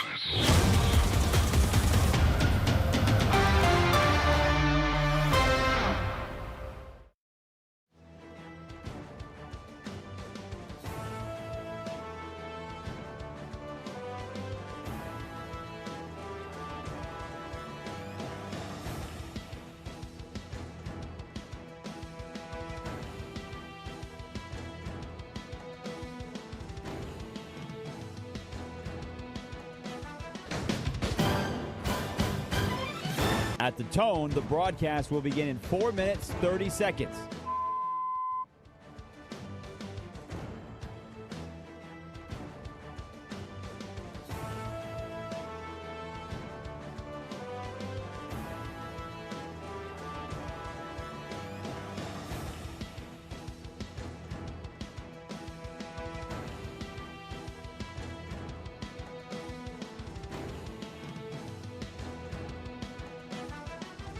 At the tone, the broadcast will begin in 4 minutes.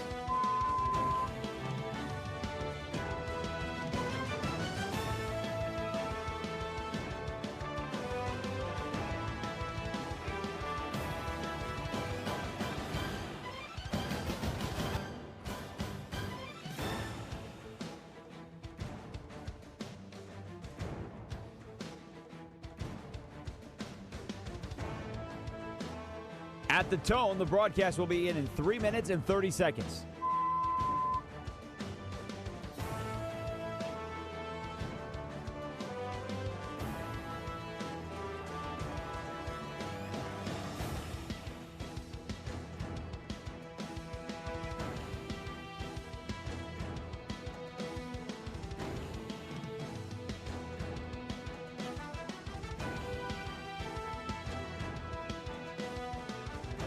At the tone, the broadcast will begin in 3 minutes.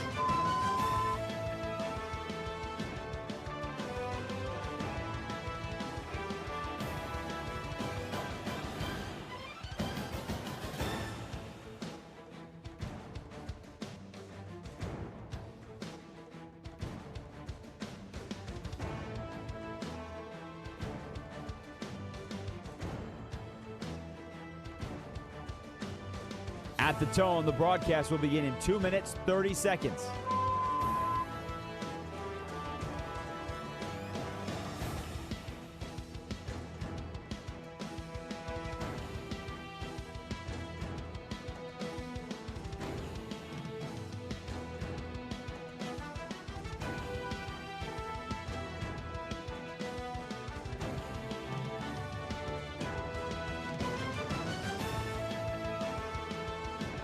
At the tone, the broadcast will begin in 2 minutes.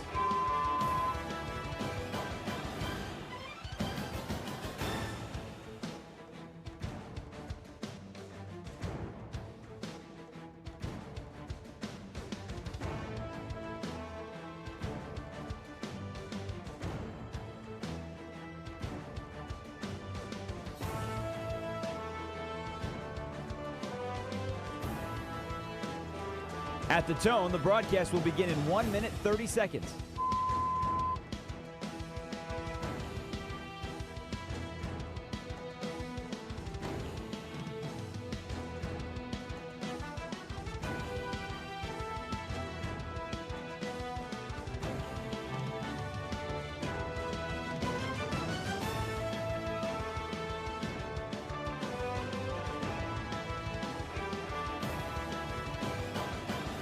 At the tone, the broadcast will begin in 1 minute.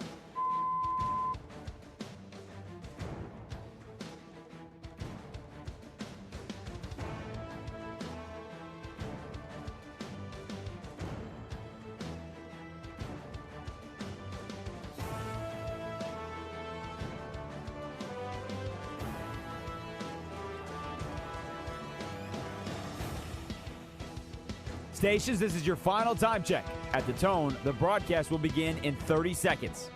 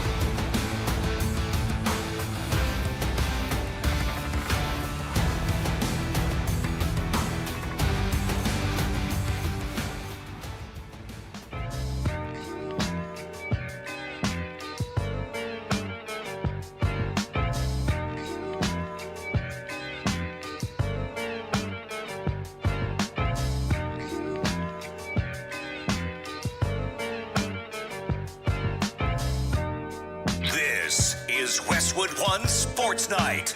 Here's Linnell Willingham. All righty.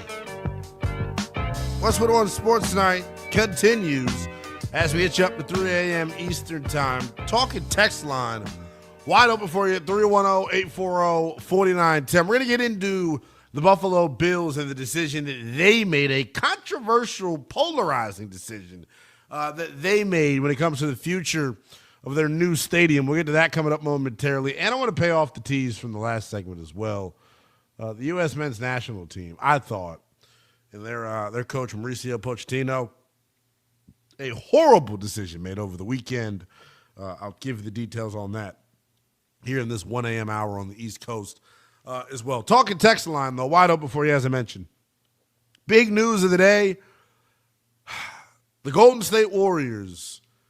I don't even want to describe this and preface this as a Golden State Warriors move. The Golden State Rich Pauls are trying their hardest right now to get a blockbuster across the finish line. According to multiple NBA insiders, Shams Charania, Brian Windhorst, Chris Haynes, Draymond Green made a decision earlier today at about 10:50 a.m. to opt out of his $27.6 million player option, opting to hit unrestricted free agency. What does that do? That move apparently was made to give Golden State financial flexibility to go out and get LeBron James and Anthony Davis. How would they do that? LeBron would be brought in by way of the non-taxpayer $15 million mid-level exception. An exception that they still have at their disposal, despite them putting pen to paper with Kristaps Porzingis on a 2-year, $40 million extension. It's not just LeBron that they're trying to lure to town, though. They're trying to get Anthony Davis as well. To do that, they would have to ship out Jimmy Butler and a series of first-round picks to make it worthwhile for the Washington Wizards. If this deal is able to get across the finish line, and ladies and gentlemen, I don't know how it's been described by others, all signs point to this deal happening.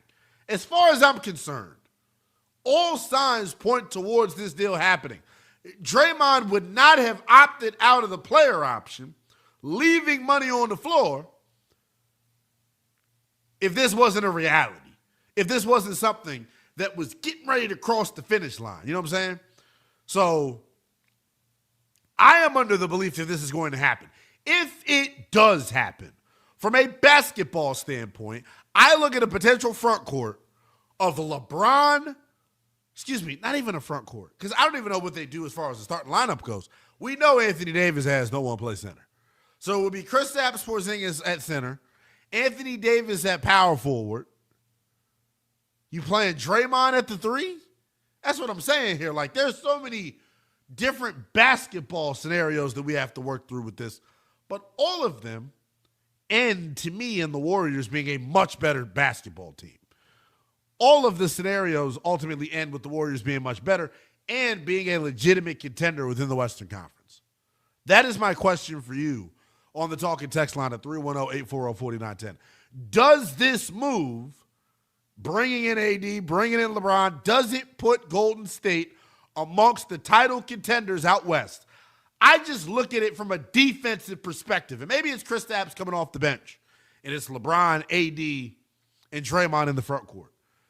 A front court of AD and Draymond, I don't know what the hell the last caller was talking about. They called in from, I think it was from Georgia or from Chicago. Draymond Green is still an elite defender. Ask Kawhi Leonard. Y'all remember what happened at the end of the play-in game a couple months ago? Draymond coming up with a big steal on Kawhi to win the game. You know what I'm saying? Draymond could go. He may punch somebody in the neck every now and then and kick somebody in the kahunas every now and then. Brother could go. Bottom line, putting him and Anthony Davis together and AD when healthy, I mean, you want to talk about switchability, rim protection, the ability to slide your puppies on the perimeter, guarding guards when you get put in a switch situation. AD is him on the defensive end. Question is, will he stay healthy? Right? He's him, but the other H word that's more important is health. Will he be healthy? And if you're the Warriors, this is the type of calculated risk, the type of gamble that you make when you're trying to maximize the latter stages of Steph Curry's career. Because make no mistake about it, this is what this is about. This is all about Steph Curry. You do not want to see the greatest player in the history of your franchise ushered out with 40 lost seasons. You don't want to see that. You want to see him compete for championships. You want to see him on the island of relevancy. And for the past several seasons, Golden State hasn't been worth the floor that they run on. Honestly. This is Joe Lacob, the owner. This is Mike Dunleavy Jr., the GM, putting their minds together and going, hey, we got caught on camera arguing on draft night. Let's let cooler heads prevail here and go make a move that wakes everybody up in the Bay Area. Because, see, they didn't move to the Chase Center to be one and done, to be a play-in team. They didn't move to the Chase Center to not be a perennial playoff contender, a perennial championship contender. And right now, they're not. Right now, they're not. But if you add LeBron and AD, I don't care what your favorite pundit's going to say, age, father, top, my ass. If they're able to stay healthy, I'm not saying they're better than Oklahoma City. I'm not saying they're better than the San Antonio, but they're eye level. They'd make it interesting. They're way better off with AD and LeBron, than without AD and LeBron. But let's be honest here. Let's inject the folks with truth serum. 310-840-4910. Does an AD and LeBron link up in the Bay Area? Does it put Golden State in the championship conversation in the Western Conference, or am I tripping here? Steve is in Michigan. What's going on, Steve? Oh, how you doing? Doing good, man. All right. Let's start with step one. Step one will be LeBron going to Golden State. Am I right? Well, step one doesn't happen without the AD trade. I'll tell you that. Okay. I don't think LeBron goes back, or goes to Golden State rather, without Anthony Davis being there or being committed to being there. All right. Well, let's just hypothetically think about step one happening and LeBron going to Golden State. Linnell, I'm not going to lie. Like, they'll be like a dream come true to me. Like, in terms of what? Like those two linking up? Yeah. I mean, I'll never forget. I was at Ford Field when Steph was playing for Davidson in the Sweet 16 in Detroit. And I'll never forget LeBron walked in and he had, everyone was like, everybody just stood up and started cheering and whatnot. And like, it was cool to see them like battle against each other. See them team up would be nice. Moving forward, if he joins the team, is Draymond still on the team? Because who's going to wear number 23? That's the real issue that we got to worry about here. Who's going to wear the number 23? Well, as much as Draymond Green kisses the ass of LeBron James, I don't think it's going to be any issue for King James if he wants to wear 23. Okay. Well, if I'm being honest, that's actually a good question that you asked. I think LeBron will probably wear number 6. And I can see that. 23 probably gets retired for the Warriors. I can see that. Arguably a top 5 player in franchise history. Or maybe. But you didn't answer the question, though, man. You didn't answer the question. What? Are they in the title conversation in the West? Where do you put them in the West? The old guys against the young guys. It'd be tough. That's essentially what it would be. I think we're underestimating, though, the skill and mental ability, the mental capacity of the youngsters. If Draymond Green, if they can keep Draymond Green in number 23 in Golden State, and if he doesn't defect and come to the Pistons and wear 23, maybe they got a shot. I don't know. We'll see. You're pipe dreaming here, Steve, and I appreciate. I'm hoping. I appreciate you dreaming, though. I appreciate the call as well. 310-840-49. I mean, there's no chance. There's no shot.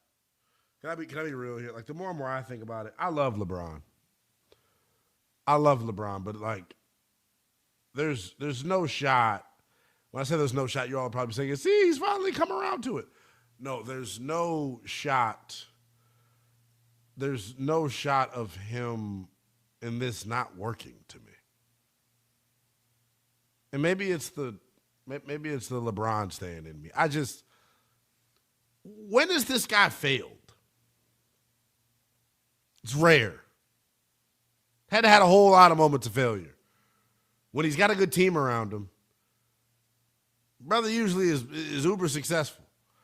Even at this juncture, like, I think the fact that he's not being asked to be the guy, I think is all the positive that you need for LeBron and Golden State. Not having to be the guy, I think, is the step back that LeBron has taken.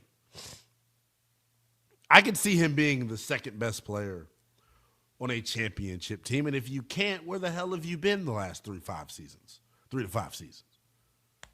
Well, I mean, look what he did this year. What was the third? The Lakers. That was being more of the third guy, but like, I get what you're saying. Like, take him out of the not having him as your offensive engine. I think you're able to get the most out of him. To me, I mean, realistically, to answer your question, when has he failed? Like, you got to go back to, like, really the Miami days, that first series against Dallas. That's probably for like the last an actual time. failure. Right. So that's my whole thing with it. And the other part that I don't think that the casual fan takes into account, similarly with the Ja Morant situation, when you are a high-level competitive athlete like LeBron, Steph, Ja Morant, especially with LeBron and Steph, the greatness of those two. How many times have they been doubted in their career? Not many. Not a lot, right? So think about the massive chip that they would have on their shoulder if this deal does cross the finish line, knowing that they're being doubted. We're talking about 2 of the 3 best players of the past 20 years being given no shot, link it up, and then being given no shot in the postseason. I think it's laughable. I don't either. It is. I mean, they are on the older end, but they're not ancient. You know what I mean? It's like they still. I don't get it. It would be totally different if LeBron had fallen off of a cliff statistically. It would be totally different if LeBron or if Steph had fallen off of a cliff statistically. The Steph in particular is the guy that I'm really geeked up by. Steph Curry this year averaged his most points in 3 seasons. Like Steph Curry, man, outside of the 2019-2020 season where he only played like 5 games due to injury, like Steph has been available, healthy, and is a walking 25 points per game. 3-point shot hasn't taken a dip. The efficiency's still there. Yeah, he was injured this year. He only played 41 games this year, or 43 games. That was the fewest games since 2019. But if he's able to stay healthy, right, which he's shown the ability to do over the course of his career, like Steph is normally a relatively healthy guy. If he can stay healthy, how in the hell do you not give that group a chance? I don't know. And with Steve Kerr coaching it. Like Steve Kerr, I mean, coaching LeBron too. Like I feel like think about the IQ that you have on your sideline. Think about 100%. Like I feel like that matters for something. Team. That's what it is, and that was pretty damn good. Exactly. You know, most people don't like to give Steve Kerr a bunch of credit. I get that. Most people don't like to give Kerr credit, but you have to. You have to, and I think he would be a net positive in this situation for this group as far as managing their minutes, understanding how to preserve them throughout the course of 82 and then the postseason. I have more optimism than I guess the average bear does when it comes to, this potential link-up happening. 310-840-4910 is the number. If LeBron and AD are able to link up in Golden State, what type of chance do you give them in the Western Conference? Are they amongst the contenders? I told you where I put them at. I think the Western Conference is a 4-team race going into next year. I think it's Oklahoma City. I think it's San Antonio. I think it's Memphis. And I think it's Denver. You get this move across the finish line if you are Golden State, and I think they're right in that tier with those other teams. 310-840-4910. How would you feel about LeBron and AD going to Golden State? Do you give them a chance as a contender out west? Myron is in Dallas, wanting to check in. What's going on? Youngest in charge, how you doing this evening? I'm disappointed in the lack of ball knowledge by my super astute national media audience. What the hell is wrong with y'all out there? Thinking that LeBron and Steph, link it up again, they wouldn't have a shot? Let me correct you. All of us aren't ignorant, okay? And let me represent the ones who have some light on basketball, okay? When you put that combination together, what you're putting together is experience. You're putting in dogs. You're putting in championship winners.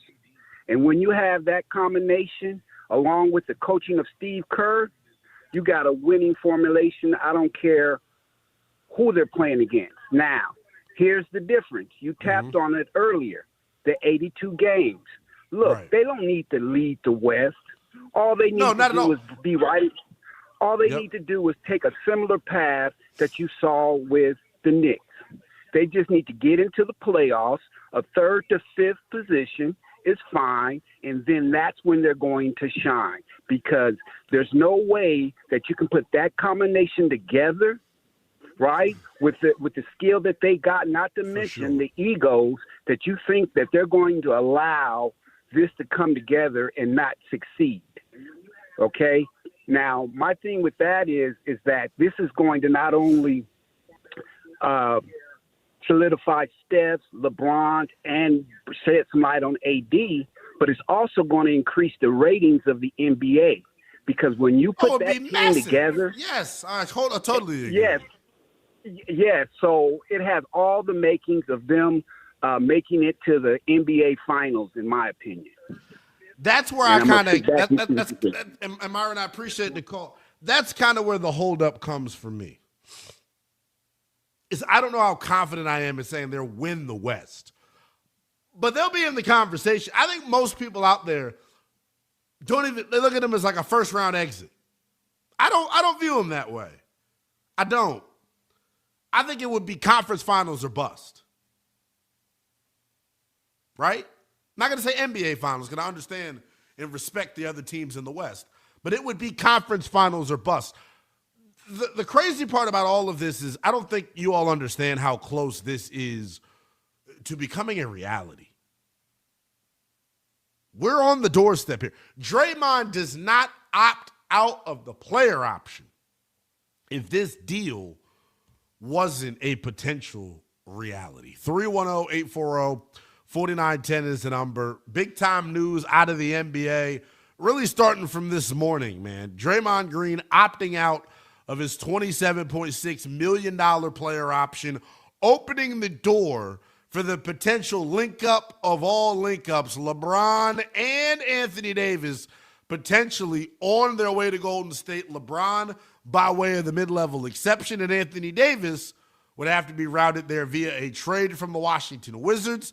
If Rich Paul can complete this Clutch Sports wet dream and get LeBron, Draymond, and Anthony Davis on the same team with Steph, does it make the Warriors a legitimate title contender in the Western Conference? 310-840-4910. Your calls on that next here on Westwood One Sports Night. The second round of international soccer is now, and DraftKings has you covered.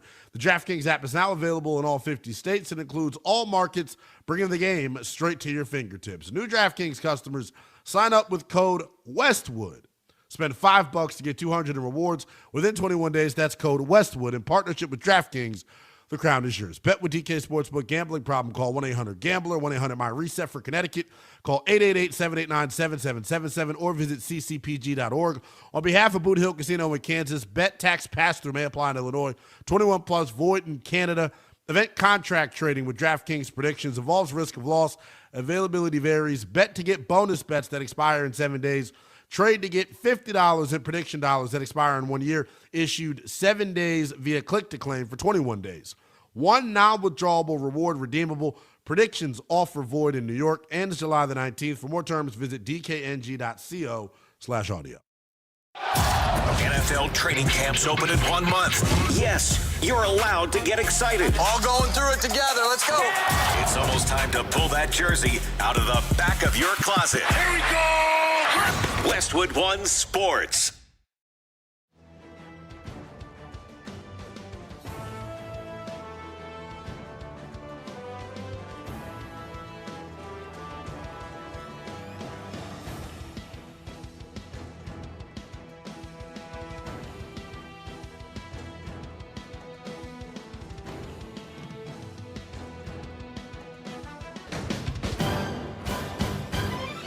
At the tone, the broadcast will begin in 4 minutes, 30 seconds.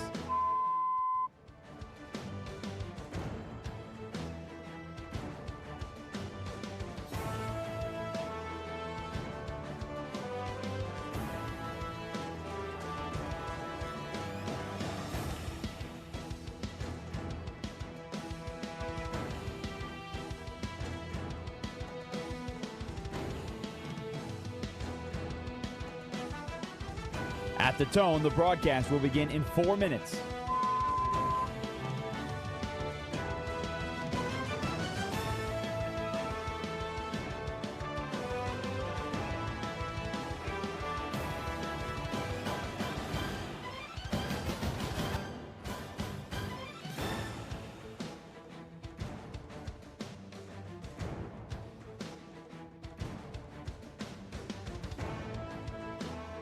At the tone, the broadcast will begin in 3 minutes and 30 seconds.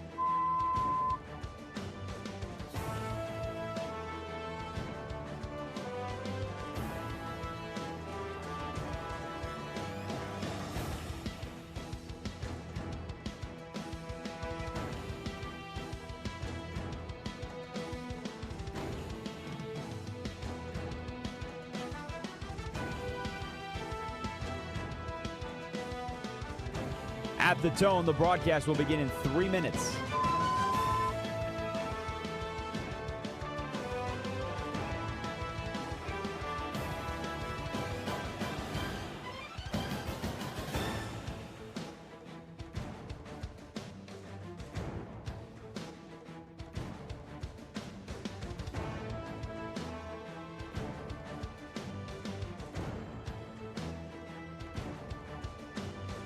At the tone, the broadcast will begin in 2 minutes, 30 seconds.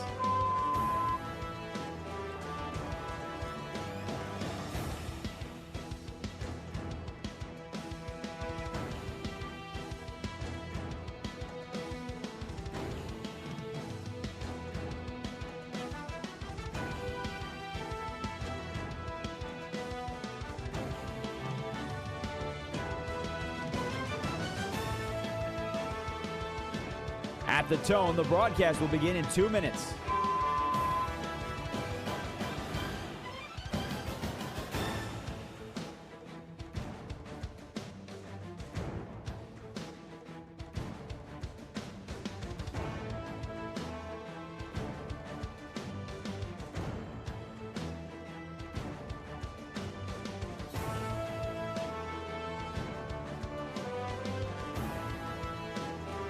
At the tone, the broadcast will begin in 1 minute, 30 seconds.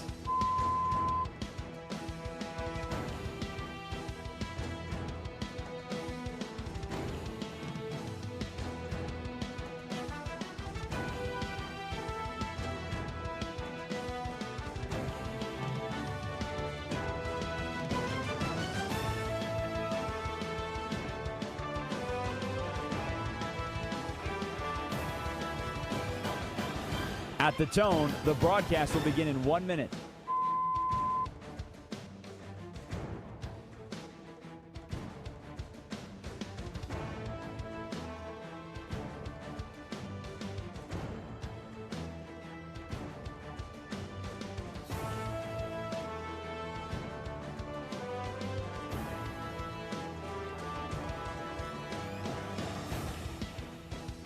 Stations, this is your final time check. At the tone, the broadcast will begin in 30 seconds.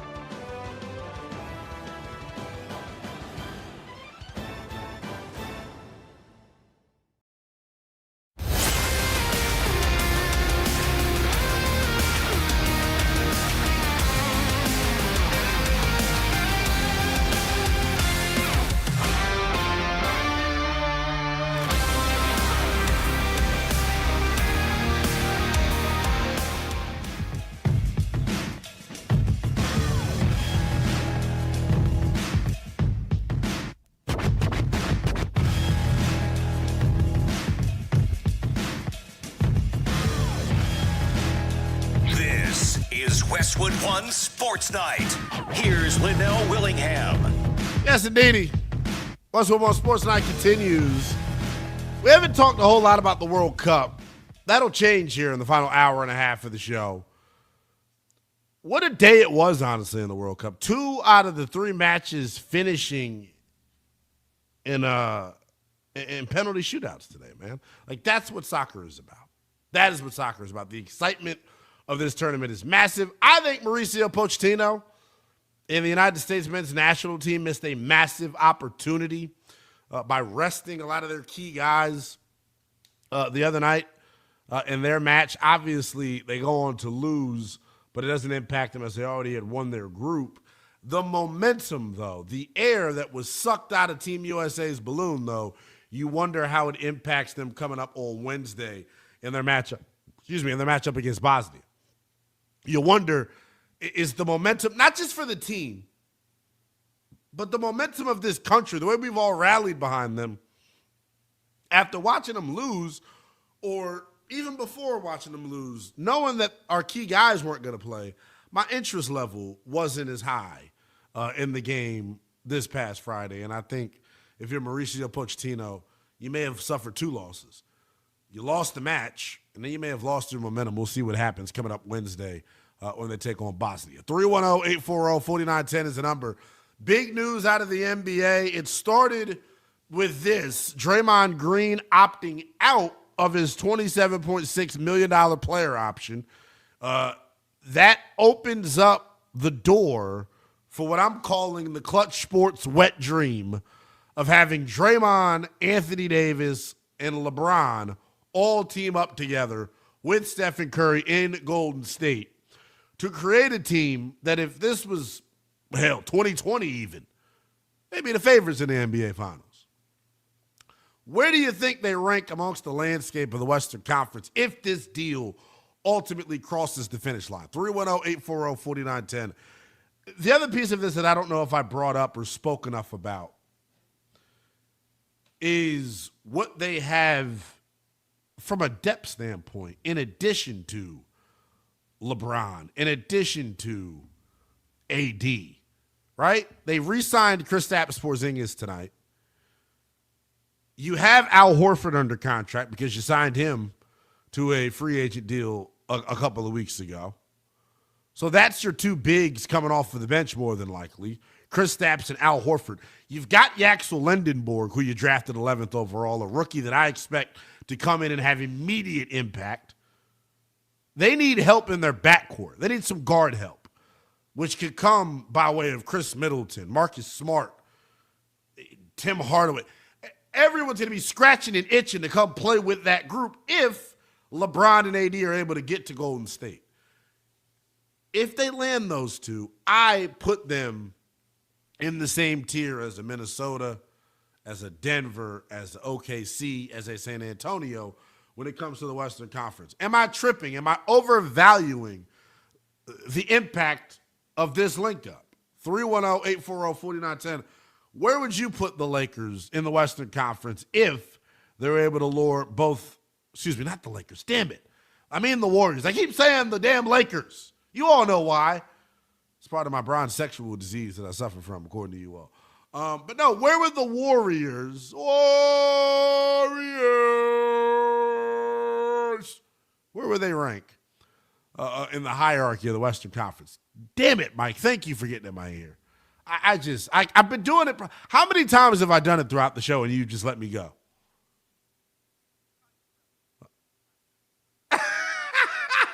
Every time I've caught myself. Shout out to me. 310-840-4910. Let's go to Clint in Dallas wanting to chime in. Clint, what's going on, man? Welcome in to Westwood One Sports Night. I'm good tonight. How are you?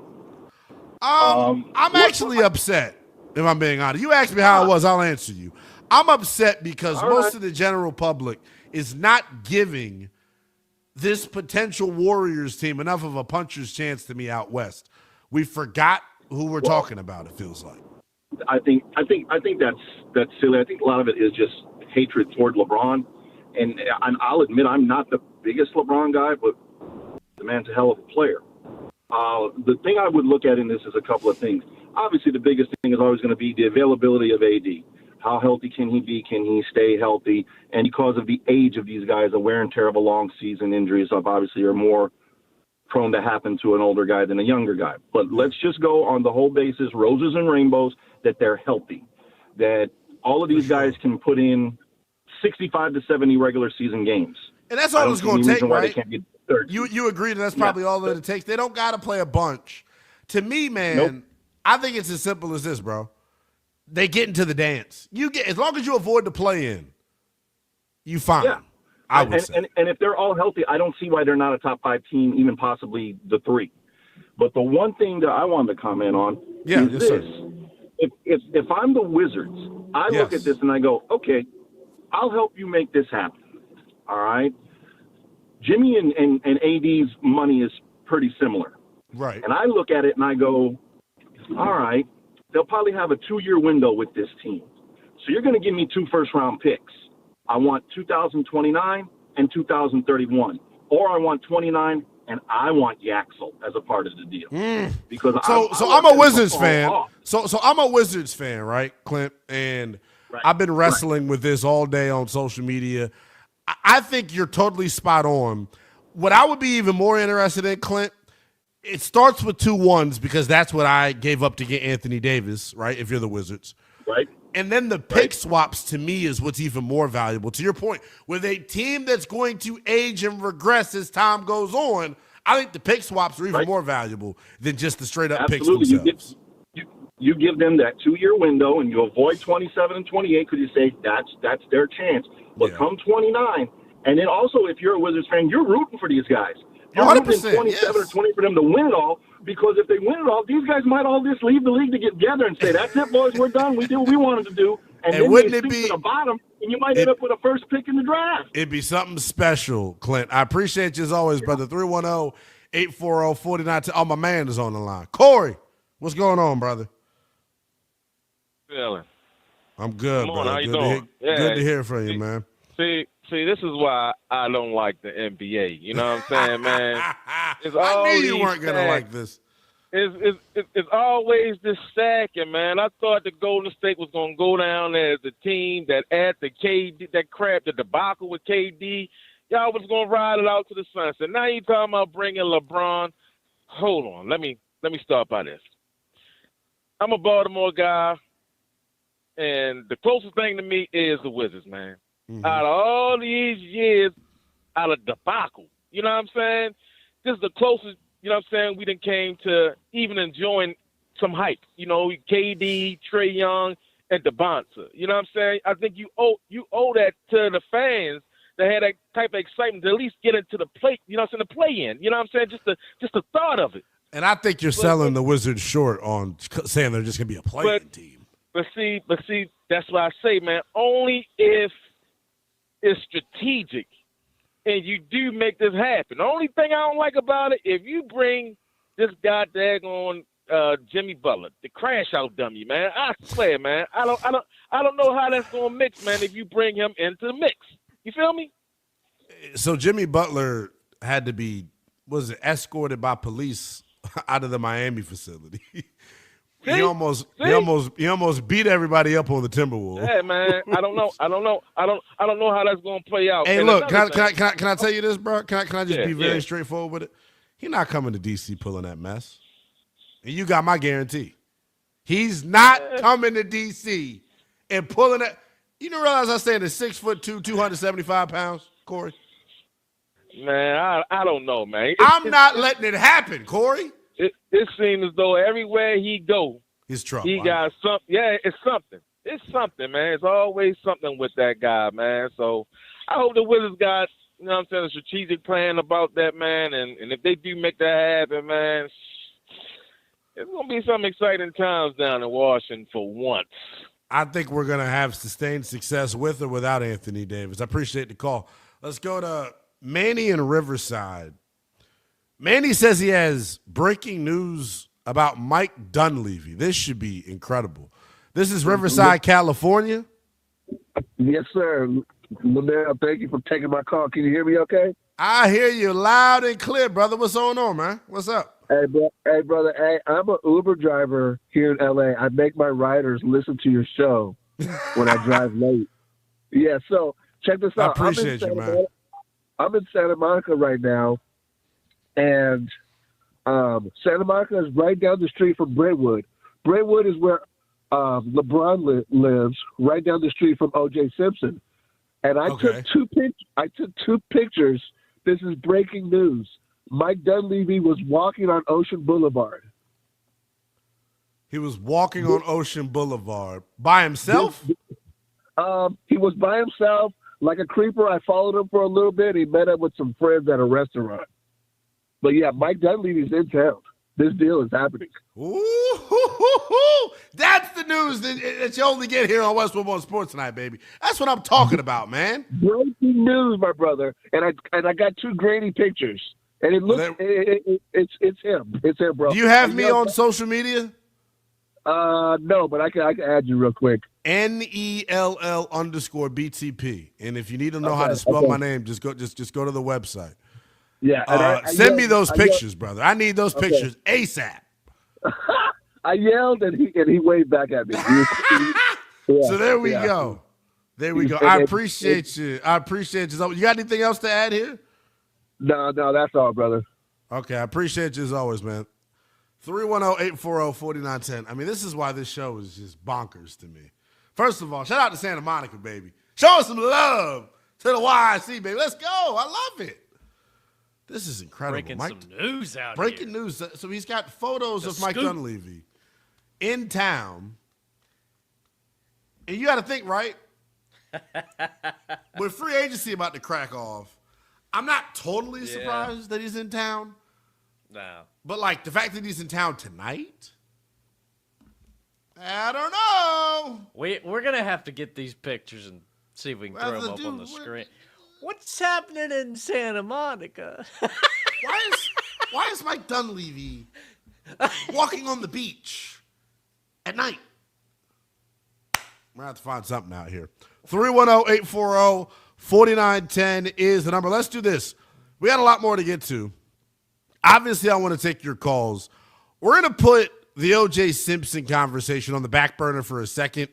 We're going to keep things in the NBA. I want to continue to run through your calls, but there is a former NBA star that's interested in a potential return. You're not going to believe who I'm talking about.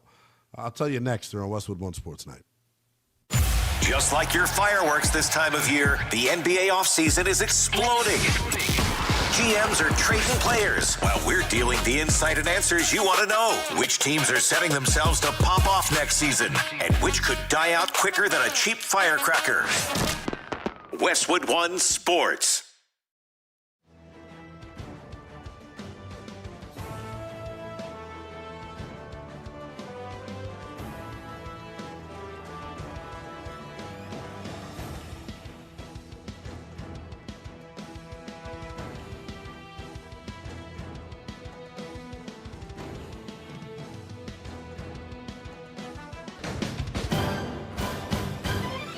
At the tone, the broadcast will begin in 4 minutes, 30 seconds.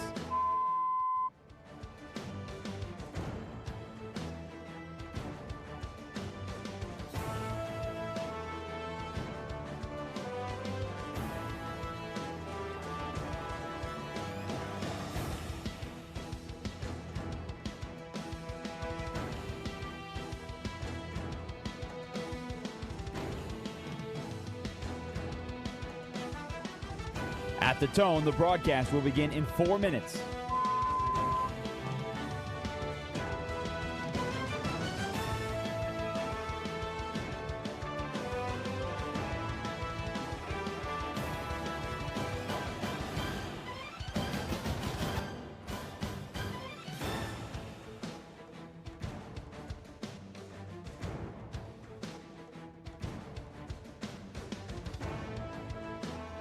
At the tone, the broadcast will be in 3 minutes and 30 seconds.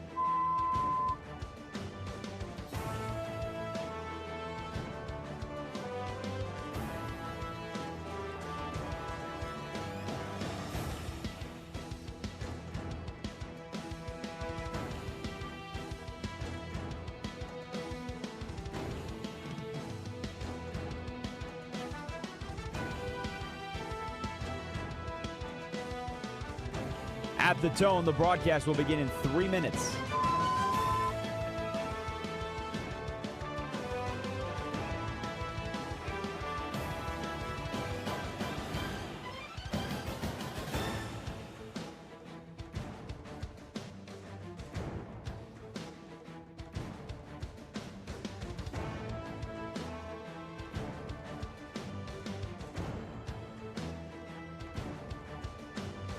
At the tone, the broadcast will begin in 2 minutes, 30 seconds.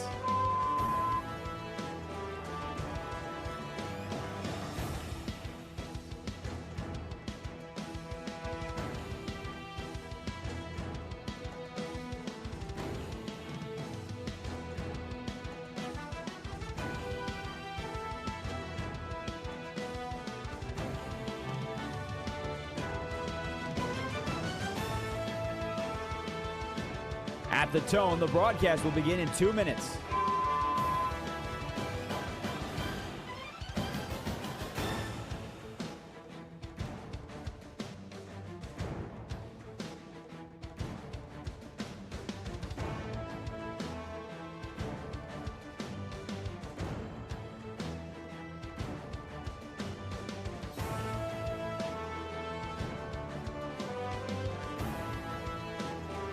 At the tone, the broadcast will begin in 1 minute, 30 seconds.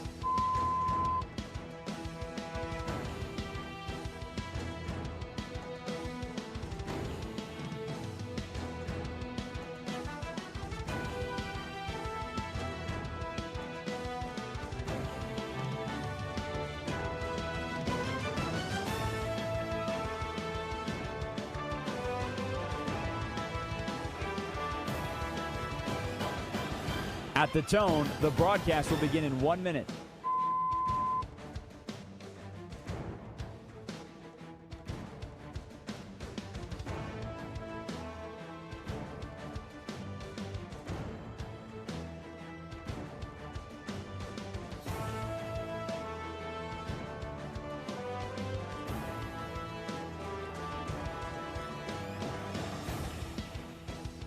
Stations, this is your final time check. At the tone, the broadcast will begin in 30 seconds.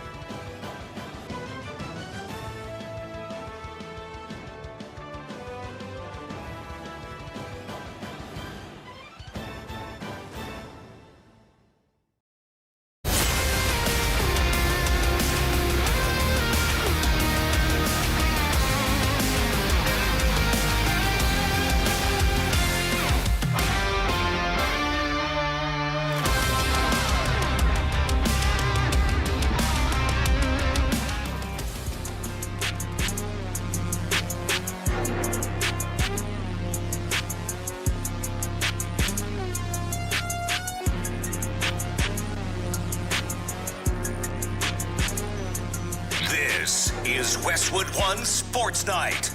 Here's Linnell Willingham.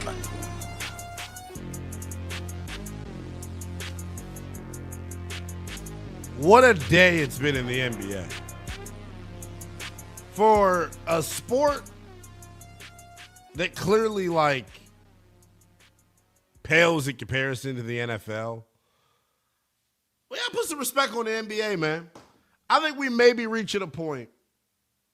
Where the NBA's offseason rivals the NFL's offseason. This has been fireworks from the get-go. Draft night trades, big-time extensions, big-time stars on the move. I expect this offseason to continue to be fireworks. I do. What happens next, though, to me is the Jaylen Brown domino. I feel like that's the latest or the next domino to fall before we get anything on LeBron or Anthony Davis. I think we will have Jaylen Brown news in the coming days as well. Buckle up is what I would say, man, if you're an NBA fan, because the train is not slowing down. Orange, California. Rayan wants to check in. What's going on, man? What do you think? Hello, sir. How are you? I am good, sir. How are you? I'm doing all right. I just wanted to chime in and say I think everyone needs to hold their horses about a potential LeBron to the Warriors. It hasn't happened yet.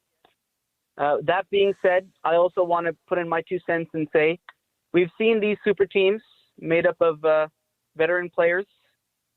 And, I'm a huge Laker fan, and I was very young when it happened. But I'm sure everyone remembers when, Karl Malone and all these other big names joined Shaq and Kobe, and we had, a super team. I think it's like 03, 04, right? I believe that's true. Mm-hmm. Right. So, to be fair, those guys reached the finals, but they didn't win. And in the coming years, all the older vets became more of a liability than anything. So I'm pessimistic enough to say that should AD and LeBron and gang mosey on down to, the Bay Area, it's going to end mostly the same way. It's going to disappoint everybody. It's just not going to work out. And it's going to be more of a stain on. Is this going to be what? It's going to be more of a stain on everyone's legacy involved than anything. I don't think, and I appreciate the call. Strong thought. I mean, look, everyone's entitled to their opinion on this. I feel like one of our last callers mentioned the disdain for LeBron as being a reason for, to be pessimistic about this. I don't know if that's necessarily true. Everyone that's mentioning Father Time, right? I would be a dumbass to sit up here and tell you, no, age doesn't matter. No, what are you talking about? I get that age matters. I get the Father Time is essentially undefeated. I just am such a believer in the ability of the guys, specifically LeBron and Steph. Those two guys haven't lost to Father Time yet, first and foremost, because they're still playing at a super high level despite being up there in age. If they're able to stay healthy, man, like that to me is the biggest question mark, is the health piece of all of this. I don't think it has much to do with like the on-court ability. I think they'll be fine from that perspective. The issue that I see them running into is not being healthy enough. But like I said earlier, if they can avoid the NBA's play-in tournament, I think they're going to be fine. But obviously time will tell. We'll see if the deal even happens. What's more likely? LeBron and AD teaming up in Golden State, or Ben Simmons making a return to the NBA? That is what's on the horizon right now. If you're an NBA fan out there, Ben Simmons is already posturing towards his return. He did an interview with Men's Health magazine where, if I'm not mistaken, he's actually going to be the cover athlete here, or a cover person here, coming up in the latest edition of Men's Health magazine.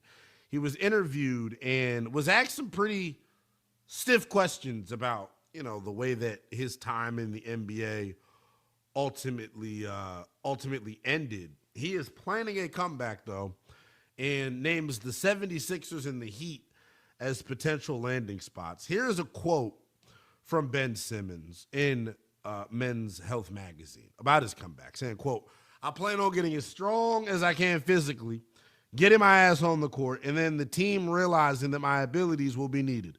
Maybe I'll go back to Philly. Miami would be nice. And not because it's Miami, but because I like Eric Spoelstra, I like the Heat, and I like the culture." How do I put this nicely? Ben Simmons, the next time he decides to step on an NBA floor, he should have to pay an NBA organization to bring his ass into a building. What are we talking about here? This is why certain people, first and foremost, what's the magazine name? Men's Health magazine. You got 4.2 million followers on X. You're a pretty big deal. Why the hell do you give a rat's ass about Ben Simmons' lousy ass? Honestly. Last time I heard from Ben Simmons, wasn't he like turning into like a professional pro bass fisher? Isn't that the last we heard of Ben Simmons? He was fishing? I think he won a championship in that. Oh, so his success in the water, his success in the water's got him thinking, well, let me go back to my regular 9 to 5, being an oversized, overrated, soft, untalented, unmotivated, skillless pile of poo as an NBA player. This is regular 9 to 5. I thought when I initially was putting the show together tonight, when we thought about Ben Simmons, right? And when I was thinking about him, I was like, man, the LeBron news had just broke. We're hearing all the stuff about Kawhi Leonard, and we'll get to Kawhi in a second. But I thought, like, why is Ben Simmons trying to stay relevant in the news cycle? What's he got up his sleeve, right? Does he have like a tell-all book coming out or something where he's trying to get his name back popping so he can drop a bombshell on us? But then I thought maybe he just misses basketball. Think about life for Ben Simmons at 6'10". Basketball has been his identity. So the past several years without basketball in his life, we can laugh at it.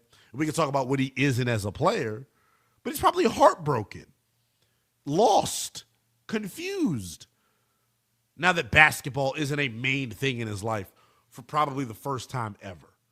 So I empathize with him a little bit, but the other part of me is annoyed at Ben Simmons. I hate that he wasted his opportunity. I hate that he refused to put the work in to maximize his talent, to maximize his ability.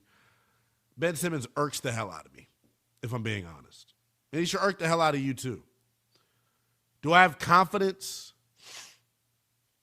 in him making an NBA return and a comeback? What's more likely, Ben Simmons having a successful NBA return or the Warriors winning a title with LeBron and AD? That's what we should open up the phones on at 310-840-4910. What's more likely, a Ben Simmons successful comeback or LeBron, AD, and the Warriors winning a title? 310-840-4910 is the number. In lieu of Ben Simmons trying to return to the hardwood, let's do this.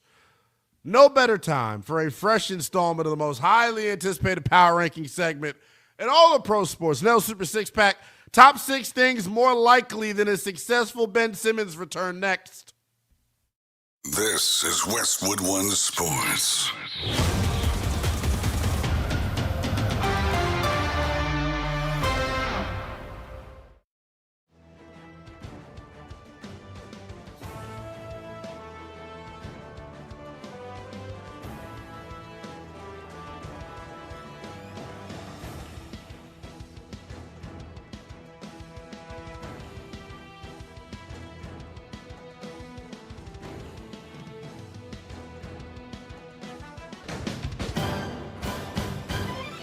At the tone, the broadcast will begin in 4 minutes, 30 seconds.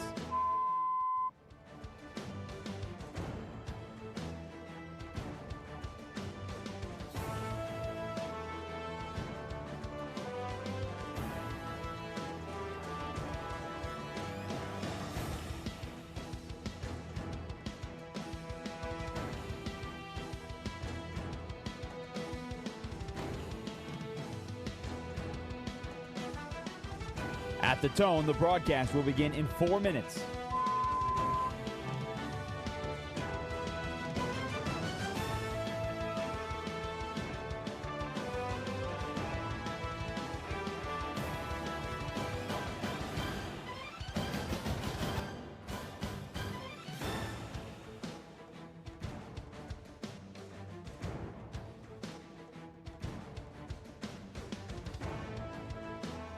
At the tone, the broadcast will begin in 3 minutes and 30 seconds.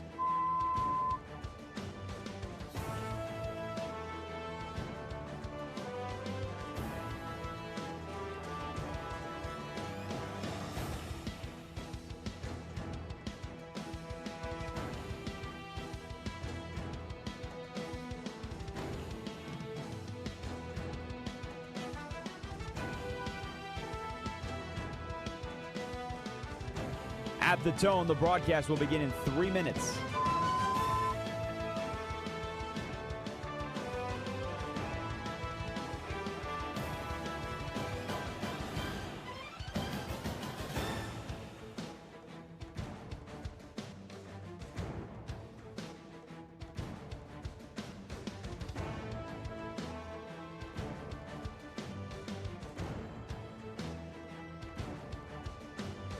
At the tone, the broadcast will begin in 2 minutes, 30 seconds.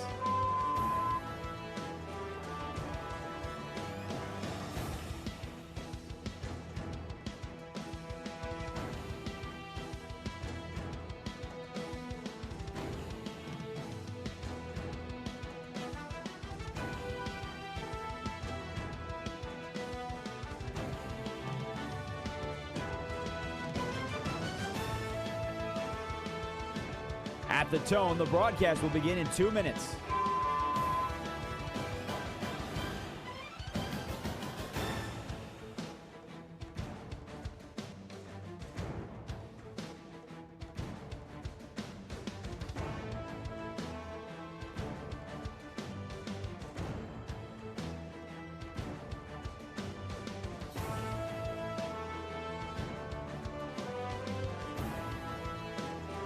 At the tone, the broadcast will begin in 1 minute, 30 seconds.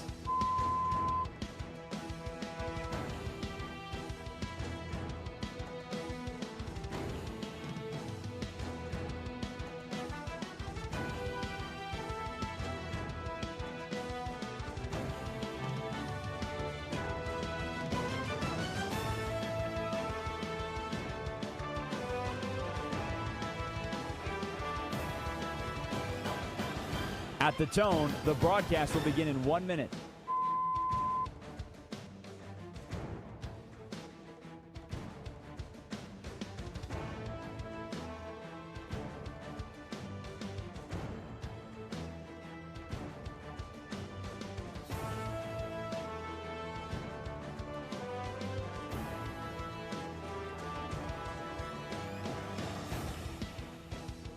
Stations, this is your final time check. At the tone, the broadcast will begin in 30 seconds.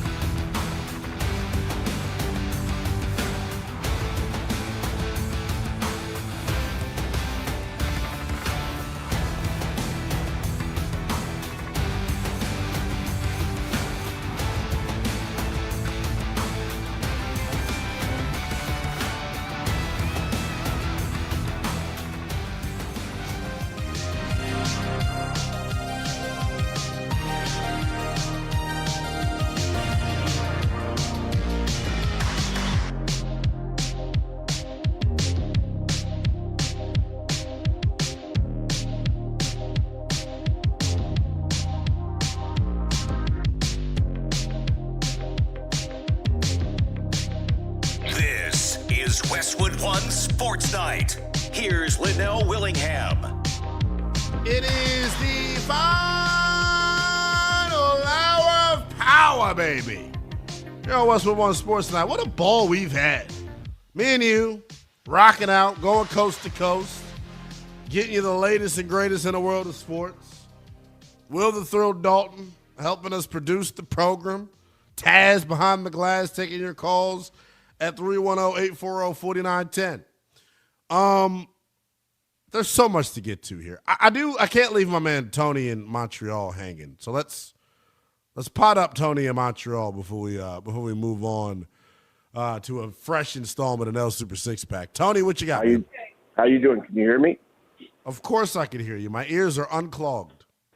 Listen, I'm going to call you Greenpeace. Because you said something about a wet dream, I'm saying this guy's wailing. He's not trolling. He's wailing.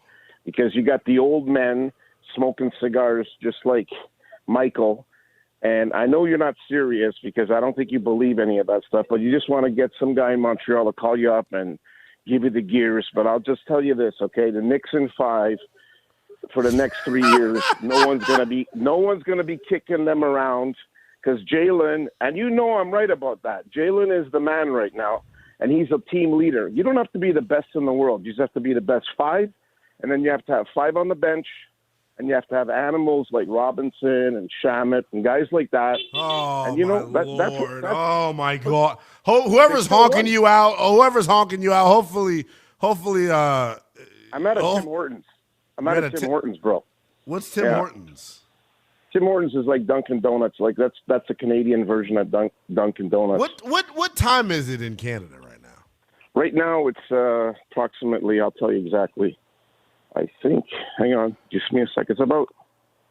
It's about 2:02 in the morning, bro. 2:02. I'm doing my legal papers. I got to be in court tomorrow.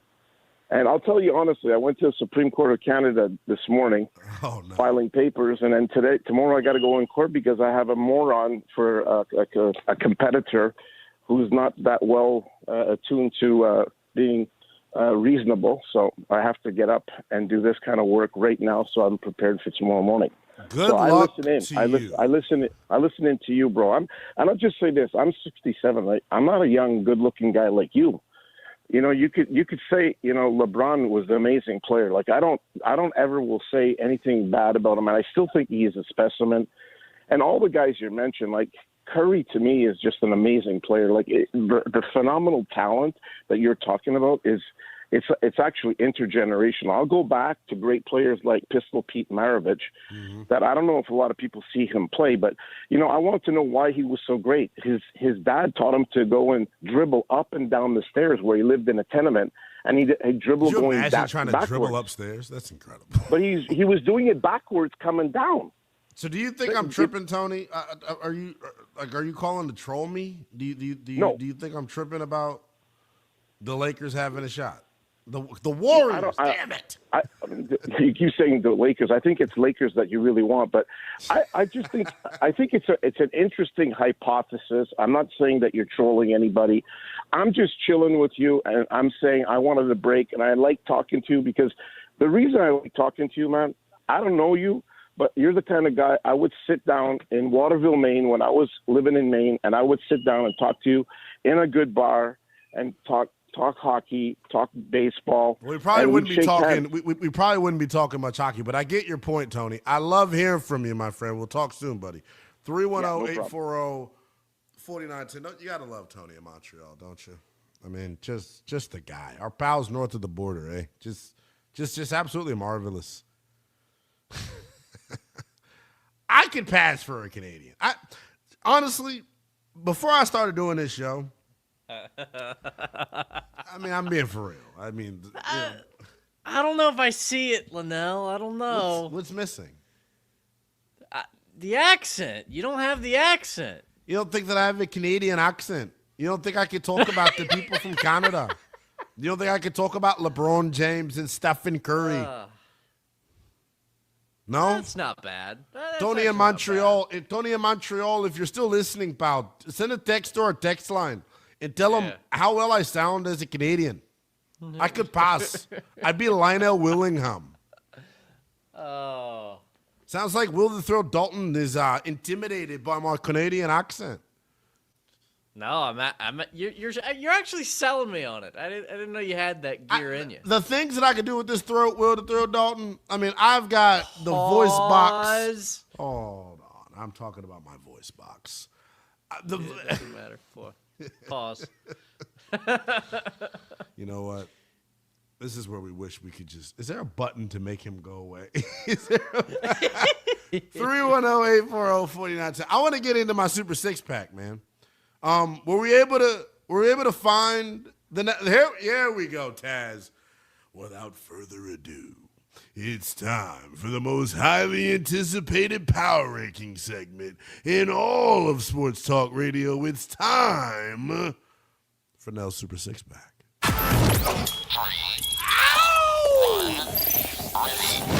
It's the most highly anticipated power ranking segment. I said that already, big boy. Sports Radio. Sit back, crack a can. It's time for Nell's Super Six Pack. Shout out to the big voice guy. Why are we doing an installment of Nell's Super Six Pack tonight? I'll tell you. The 6'10", light-skinned glob of poo, Ben Simmons, did an interview with Men's Sport and Health. He's trying to get a NBA return under his belt. We've been taking calls all night on the likelihood of LeBron and AD, if they go to Golden State, turning them into a title contender. What's more likely? LeBron and AD turning the Warriors to a title contender, or Ben Simmons having a successful comeback? In lieu of that, I thought, you know what? Let's do it. Nell's Super Six Pack. Top 6 things that are more likely to happen, ladies and gentlemen. Top 6 things that are more likely to happen than a Ben Simmons successful comeback. Number 6, me getting back to my high school playing weight of 220 pounds. Listen, if I didn't tear my ACL on senior night, I'd be in the NFL right now. I'm telling you, I'd be like a 6 or 7 year vet. I'd be on my second contract, and I'd be having my way. But unfortunately, I tore my ACL. Senior night, I weighed 220 pounds. We got to keep the bet under me, though, our super producer, Taz. But, look, I currently weigh, I'm not going to tell you all how much I currently weigh, but know that I'm far from 220 pounds, and know that my weight has went up, not down. If you follow me on social media, I give you full body posts every now and then. I may not look as heavy as I weigh, but I am. And that's something that's more likely to happen, though, than Ben Simmons having a successful comeback. Me shedding almost 100 pounds is right up there. Number 5, the super producer of this program, who we're sadly without tonight due to an unfortunate event, our guy Denton Day, has been bald for a while now. You know what's more likely than a Ben Simmons successful comeback? Denton Day's hair making a full comeback, ladies and gentlemen. Look, he goes and has moments where he doesn't shave for a while. He goes and has moments where he lets it all hang out when it comes to his follicles. Him growing his hair back, to me, clearly more likely than Ben Simmons making a successful NBA comeback. By the way, what would constitute a successful Ben Simmons comeback? I'm not talking about him being an all-star. I'm not talking about him being all-NBA. Nothing like that. What would constitute a successful comeback for Ben Simmons? Just being on a roster, making a team, being a part of a rotation? Yeah, I feel like being a solid rotation piece for a good team. You know what I mean?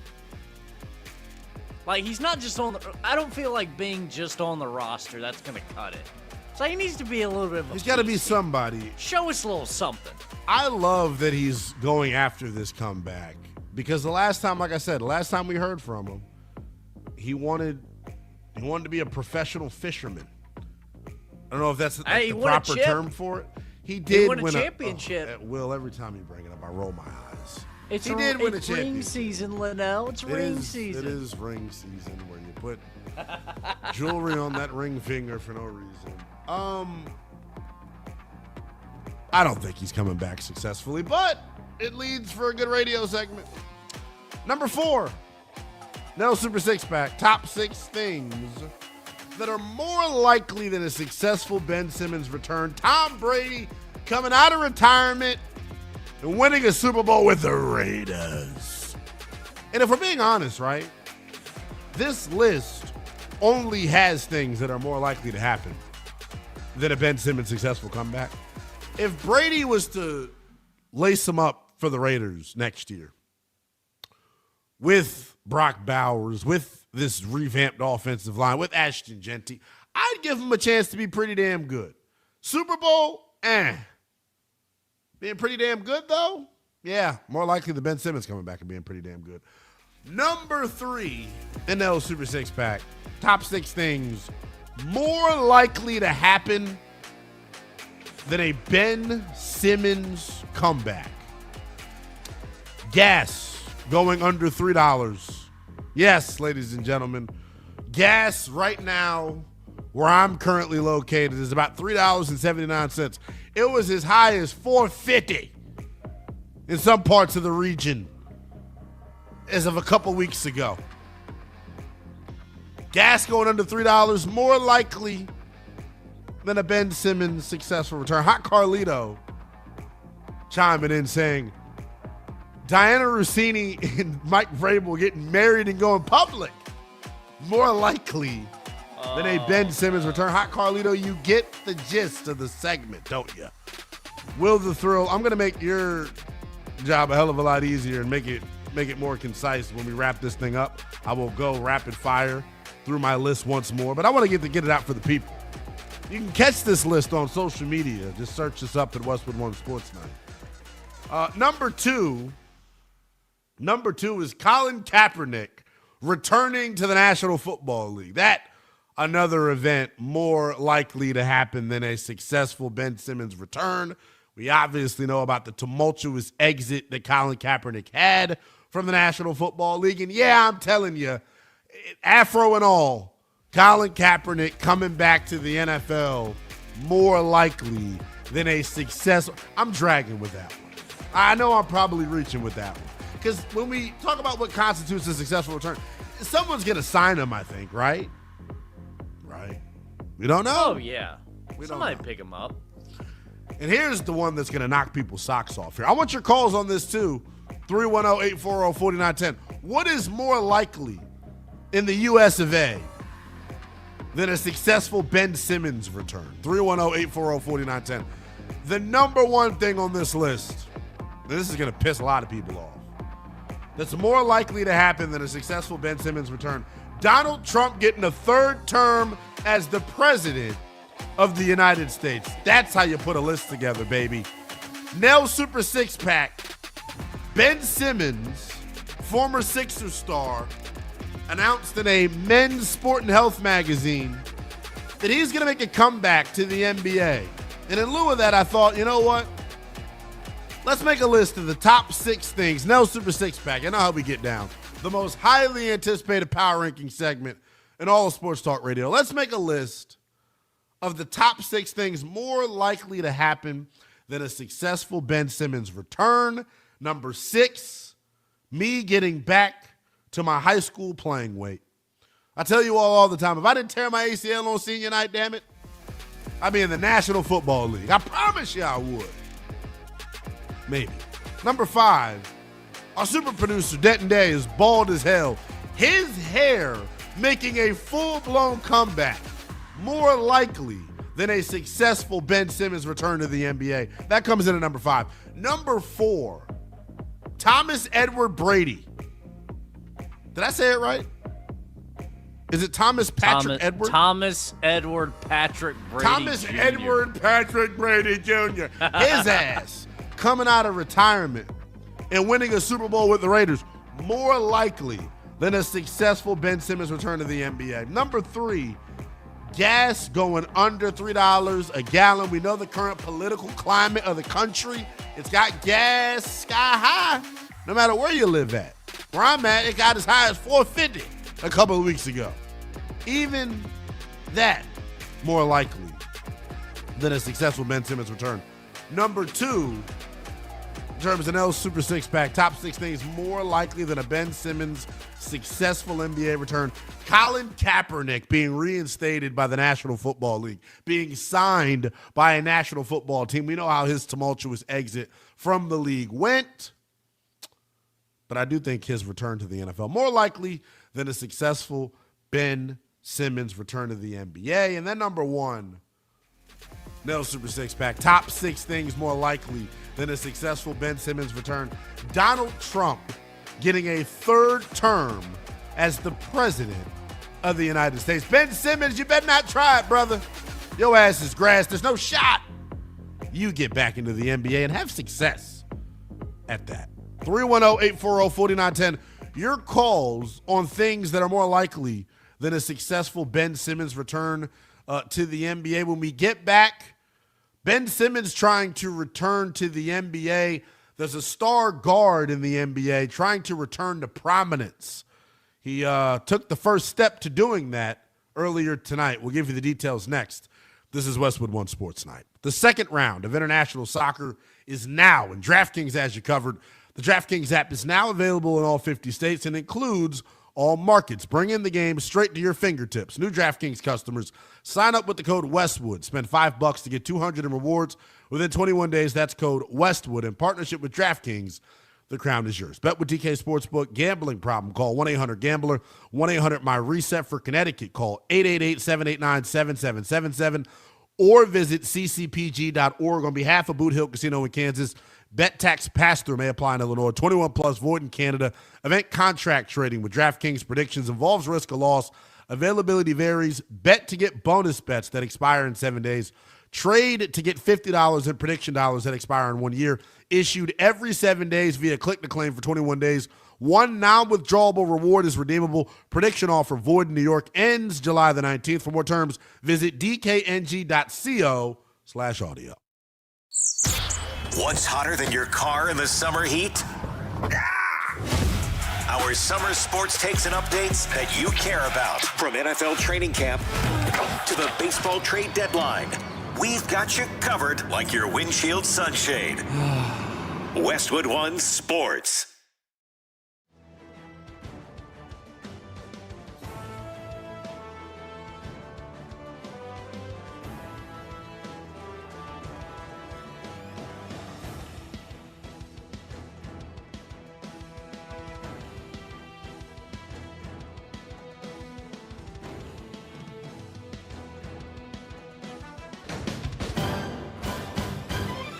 At the tone, the broadcast will begin in 4 minutes, 30 seconds.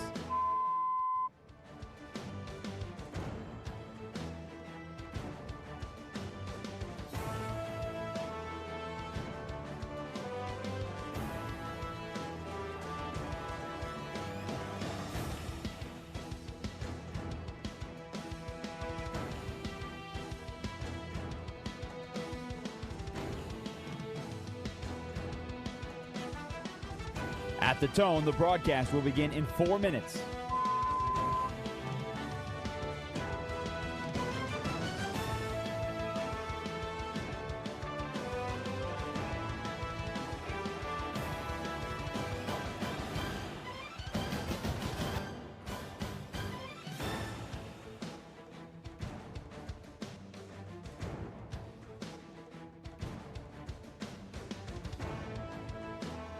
At the tone, the broadcast will begin in 3 minutes and 30 seconds.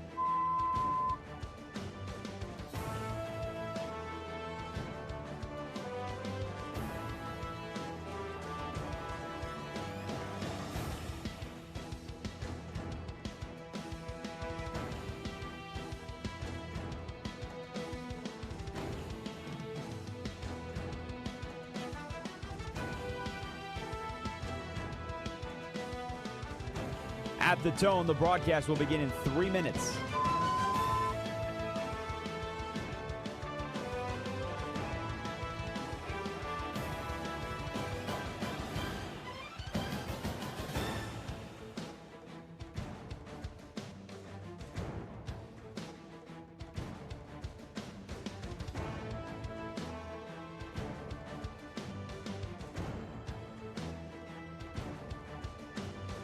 At the tone, the broadcast will begin in 2 minutes, 30 seconds.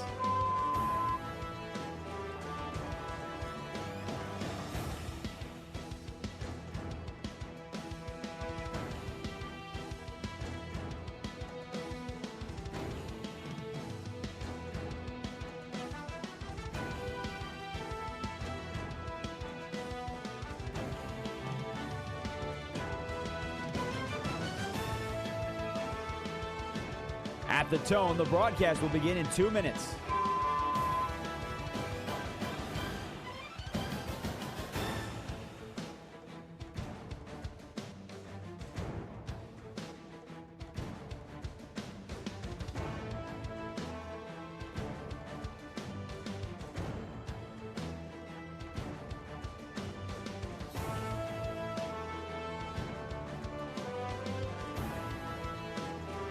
At the tone, the broadcast will begin in 1 minute, 30 seconds.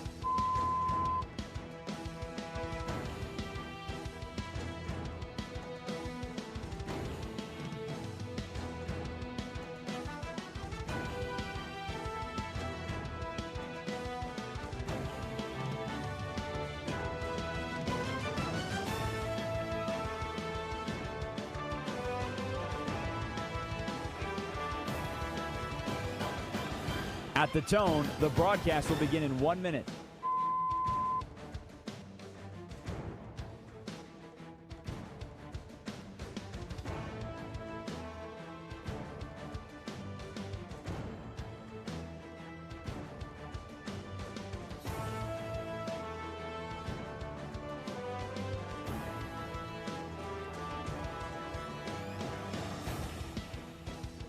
Stations, this is your final time check. At the tone, the broadcast will begin in 30 seconds.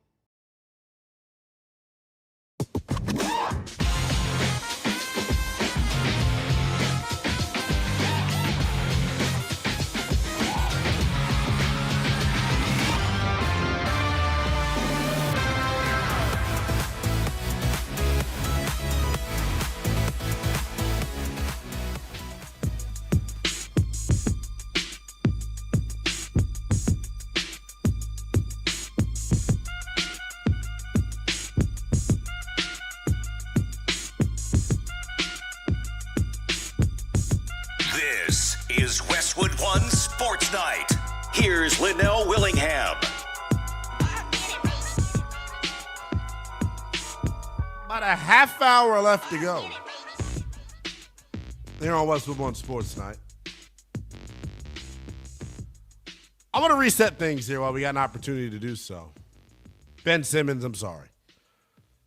What we did to Ben Simmons in the last segment, honestly, was not fair. If you missed any of that, lucky for you, our guy Will the Thrill Dalton, he's going to have the podcast up for you, and he's going to have some YouTube video up for you as well. Just brought you another fresh installment of No Super Six Pack. 6 things more likely to happen than a successful NBA return for one Ben Simmons. It feels like the NBA has really been the main topic of conversation tonight when it comes to Westwood One Sports Night. We did have a pretty massive story out of the National Football League that we got to in the opening hour of the show. If you're just now joining here as we reset things, welcome in. You missed a lot, damn it. Where you been at?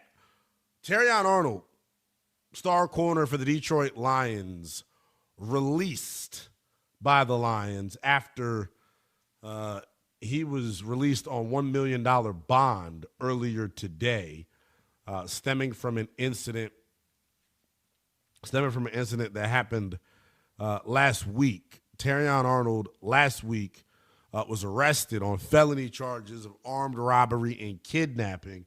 His bond was set at $1 million. He met the conditions of the bond by getting the money. He is not allowed to have contact with the 6 co-defendants or the witnesses. He must surrender his passport within 48 hours, and he was ordered to be confined to his residence at Tallahassee, Florida, except for when he would be playing, traveling, or making court-related appearances. So that's not bad, I guess, if you're Terrion Arnold, training or traveling with the Lions, that is, or making court-related appearances. The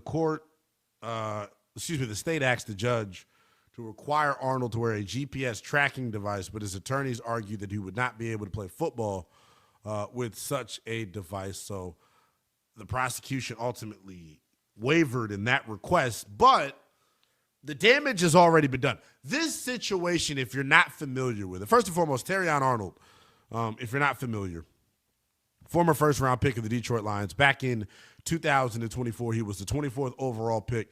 He has been a really, really good player since entering the National Football League, man. Why is he in this situation? So authorities are accusing Arnold of orchestrating the abduction and beating of 3 men who prosecutors believe Arnold wrongly suspected of stealing luxury jewelry and $100K in cash from him. According to prosecutors, the victims were abducted 3 days after cash and luxury items, including Rolex watches, Louis Vuitton bags, were reportedly stolen from Terrion Arnold at an Airbnb.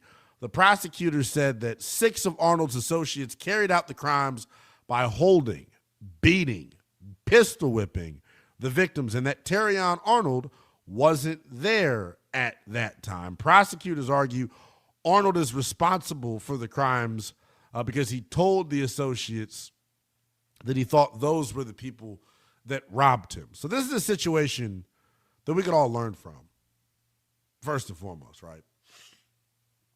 Similarly to what we're going to talk about in a moment with John Morant, right? I think it's awesome that we're talking about these two things together. When you reach a certain status, right, your lifestyle choices must change. Point blank. When you reach a certain status, you can't do everything you once did. You can't. Bottom line. With Terrion Arnold and with John Morant, their lack of understanding of that is why they're in the situation that they're in right now. If you're Terrion Arnold, you got robbed. Oh, well, right? Who cares? Call the police. Don't do your best Pooh Shiesty impersonation and try and get it back in blood. What the hell are you thinking, Terrion Arnold? And anybody in his camp, the 6 co-defendants, they aren't your friends, bruh, man. If those 6 co-defendants was really your men, they would not have followed through on your request. They would have looked at you and said, brother, what the hell are you thinking about right now? You had a whole career ahead of you. What the hell is $100,000 to Terrion Arnold, man? When you think about his first-round NFL draft salary, what the hell does $100K mean to him? It's not worth it, Terrion. You can't move the way you once moved. And I get it, right? He's from Florida. Florida boy. It's in the water. Florida cats cut from a little bit of a different cloth, right? The tough Tony fake gangster act's got to be a thing of the past. And I'm not accusing him of being that. But let me just put it in my perspective. If somebody was to come in here while I was asleep and take my laptop and my lights and my memorabilia on the wall and my expensive Comrax unit that allows me to work from home, you think my big black ass is going to go try and rob them back? No. Maybe if this was 2016, when I was fresh out of high school, wet behind the ears, breath smelling like E&J. I was going to say Similac. You thought I was going to say Similac, didn't you? No. Irk and Jerk was my liquor of choice when I was a young college freshman, drinking illegally. I'm sorry, uncle. No, like that. When you advance in life, man, and I said this earlier when talking about Ja, you have to change your circle and change your behaviors. And I get it, right? Especially when you're a guy like Ja, who was undrafted, unranked recruit in high school, right? 0-star. Murray State takes a chance on you. You blow up on their campus. You go crazy in the tournament. Next thing you know, you're going crazy in the NBA. Life comes at you fast. You got to separate the good apples from the bad apples in your clique. You know it. You've been hanging around these brothers for the past 10, 15 years. You know who you could take along for the ride and who you can't. Discernment, man. And I'm not saying like once you get rich, once you make it, you got to just cut all your friends off. But you'd be a damn fool to participate in the same behaviors that you were participating in when your ass was broke. See, you don't have nothing to lose when you're broke. When you're John Morant, when you're Terrion Arnold, when you're two faces of your respective sports, you at that point have something to lose. And that's the problem that I have with Terrion Arnold, man. Silly situation. The bigger picture convo, though, is about the Detroit Lions. Oh, if you're a Lions fan, close your ears. They will not make the playoffs for the second consecutive year. And I'll take it a step further.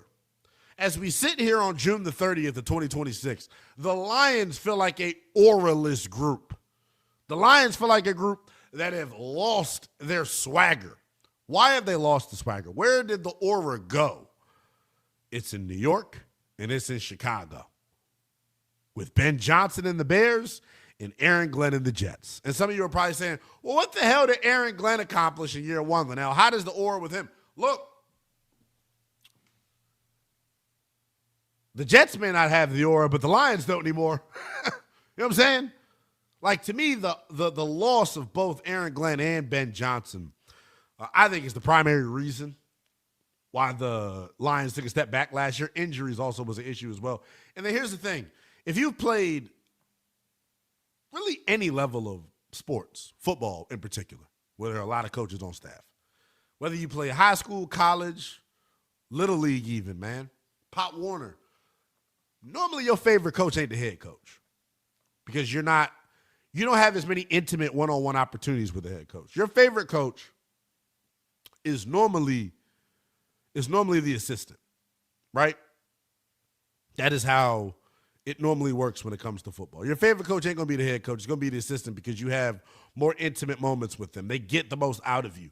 That's how I look at Detroit with Glenn and Ben Johnson being gone. There were a lot of cats on that team whose favorite coaches was those two, not Dan Campbell. And everybody loves Dan Campbell. Bite your kneecaps off. Right? Everybody loves him. He can't push the same buttons that Aaron Glenn and Ben Johnson can push. He just can't. So I think they're hurting off of that. And then going into this year, major questions up front with the offensive line. Penei Sewell, all-pro right tackle, being asked to move to the left tackle spot. We'll see how easy and smooth of a transition that ultimately is. And then there's a move that was made that I think Lions fans understand the significance of, but I don't know if the rest of the general public does. Demo. is what the St. Brown bros call him on their podcast, Amon-Ra and Equanimous, right? Amon-Ra, wide receiver for the Lions, Equanimous free agent, brother of Amon-Ra. Demo is who they referred to David Montgomery as. He is now a member of the Houston Texans. He was the physical smash mouth hammer of that Lions offense. You take that away from Detroit, and I really question what they're going to be this year offensively. Look, some of you are probably saying, well, they still got Jahmyr Gibbs, bro. What you talking about? So when it comes to Jahmyr Gibbs, right, I think he's under as much pressure as anybody in the National Football League next year. And here's why. For the first time in his career, he is going to be a full-time back. He has split carries with David Montgomery. David Montgomery is one of the best pass-protecting running backs in football. Jahmyr Gibbs, one of the worst pass-protecting backs in football. If he don't get better in pass pro, and they've got to take him off the field for Isaiah Pacheco, as Hot Carlito was saying, we're going to have a problem. No, I don't think Isaiah Pacheco could come in and fill the shoes of David Montgomery. You must have lost your rabbit-ass mind. Ain't no way he comes in and has similar production. But I'm not really worried about the Lions offense. That's not the side of the football to me that I have real doubts and reservations about. It's the defense, right? You lost Terrion Arnold because you cut him. You lost Amik Robertson to Washington. He was your nickel corner last year. He's gone. Brian Branch is coming off a torn Achilles, guys. Hello? There's trouble in paradise when it comes to the secondary of the Detroit Lions. DJ Reed, rather. Who am I? It's getting late. DJ Reed, who came to Detroit last year by way of the Jets. One of the most sought-after DBs on the free agent market. His ass was terrible last year. One of the lowest graded corners in the NFL via Pro Football Focus. And I'm not going to sit up here and pretend like PFF is gospel. But when they say your ass is trash, normally your ass is trash. So I have questions about their secondary. Outside of Aiden Hutchinson, who gets after the quarterback for Detroit? If Aiden Hutchinson goes down, that pass rush is in shambles. I'll take it a step further. If Aiden Hutchinson goes down, Brad Holmes, hit me up, brother. You can hit us up on the talking text line. They'll push you through. 310-840-4910. They ought to sign me if Aiden Hutchinson goes down, man. I worry about the depth of the Detroit Lions. I do give credit, though, to Brad Holmes, because I think he's been, Brad Holmes, their GM in Detroit, I think he's been one of the best general managers in football since he's taken over that job. And that roster, year in and year out, is one of the better ones in the league. What does he do this time around? Before the Terrion Arnold thing came out, y'all know I've been talking about this as like the last dance for Detroit. Because after this year, Jared Goff's cap hit explodes to something like $71 million, a number that's totally untenable, and they're going to have to move him or extend him.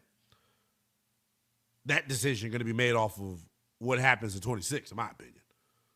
And the other piece of why I'm down on Detroit, really, the Terrion Arnold stuff is great or terrible. Not great. Gosh, that sounded awful. The Terrion Arnold stuff was awful, clearly, right? But even before that, I just think Detroit is at best the third best team in their division.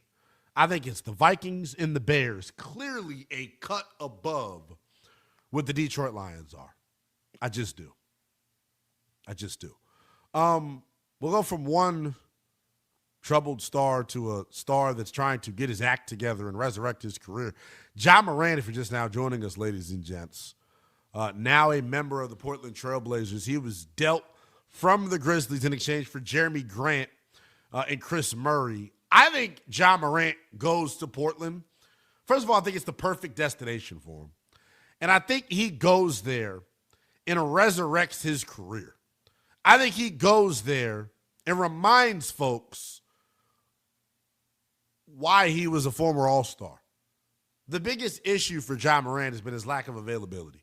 He's played 79 games in 3 seasons due to the off-the-court stuff with the guns and then the injuries. As I said with Terrion, I'll reiterate it here with Ja Morant. As you get more success, as you reach new heights in your career as a professional, as your financial status changes, you cannot, depending on your circle, most of the time you cannot, depending on your background, you cannot keep the same clique of people around you. You can't.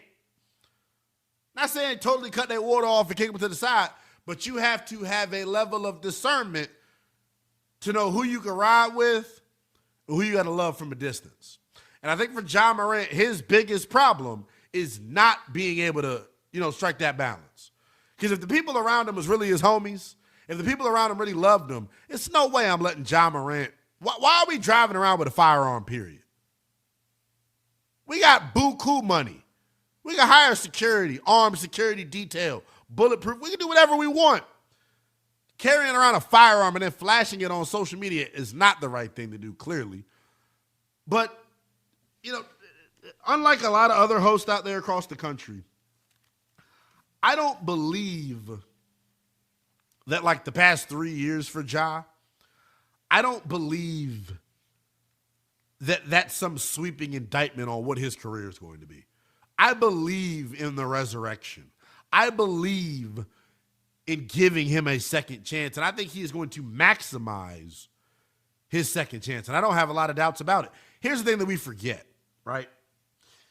When he is right, this is a guy that's 26-8. Box office, plays above the rim, marketable, a superstar. He's got everything you want to be one of the faces of this league. He's just got to get his act together.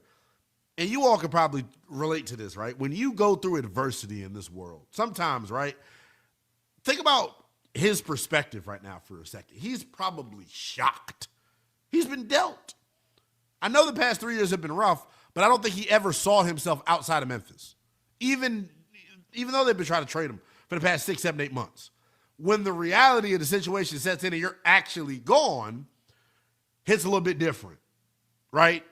And I think if you're Ja Morant, I'm looking at this situation and hopefully going, okay, let's not look at this as a net negative. Let's look at the positives in this. This could be my wake-up call. He's got to gain new perspective. And it's not about, like I said, it ain't about flashing the guns. It's about having a grasp on who you are now. You're Ja freaking Morant, one of the biggest stars in the world, not just in the NBA.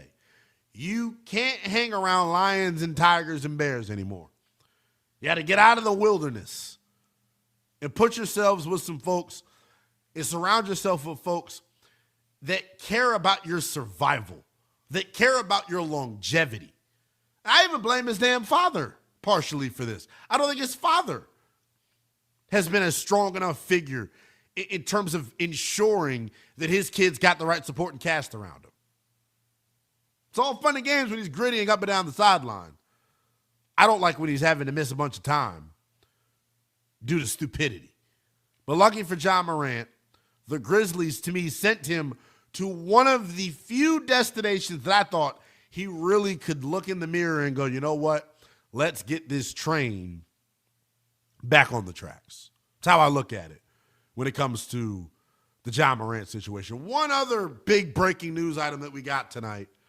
Draymond Green opted out of his $27.6 million player option with the Lakers, opening the door for a Clutch Sports wet dream, as I've been calling it. Opening the door for LeBron and Anthony Davis to potentially go to Golden State and team up with one Stephen Curry. If that deal ultimately crosses the finish line, I believe the general public is 1,000% selling the Lakers short on what they could be in the landscape of the Western Conference with a big four of Steph, LeBron, AD, Draymond. Don't forget, they re-signed Zingis Pingus, Kristaps Porzingis, to a 2-year, $40 million extension. They've got Al Horford coming back off the bench. You've got Podziemski. It's not like the cupboard's totally bare. And here's the other piece. When you're a team that has Steph, LeBron, AD, Draymond, you're going to have your pick of the litter when it comes to the free agent market. I fully expect, if this deal crosses the finish line, I fully expect the Warriors to be a legitimate contender within the landscape of the Western Conference. We finish the show the same way each and every night. We'll put the show to bed next with a crazy story out of North Kakalaki. The inmates are running the asylum. Give you the details next. We know you're jonesing for some football just like we are. And yes, we're counting. NFL training camps begin opening in 23 days. Your home for the NFL. Westwood One Sports.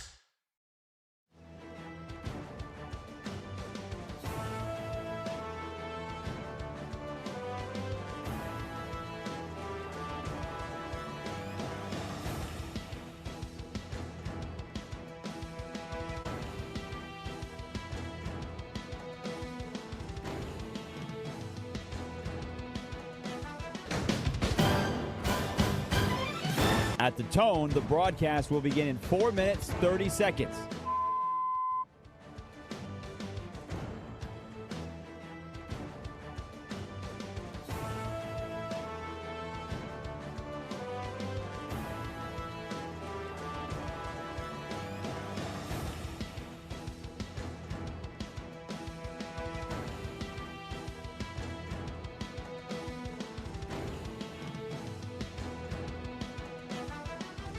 At the tone, the broadcast will begin in 4 minutes.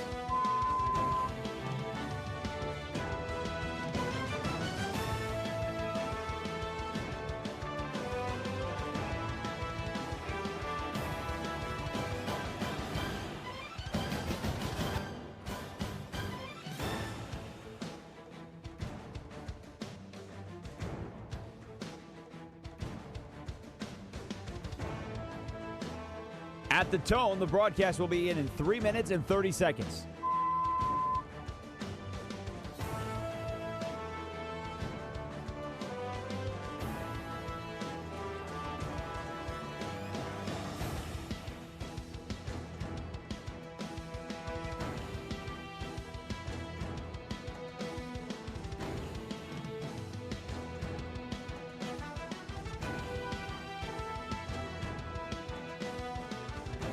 At the tone, the broadcast will begin in 3 minutes.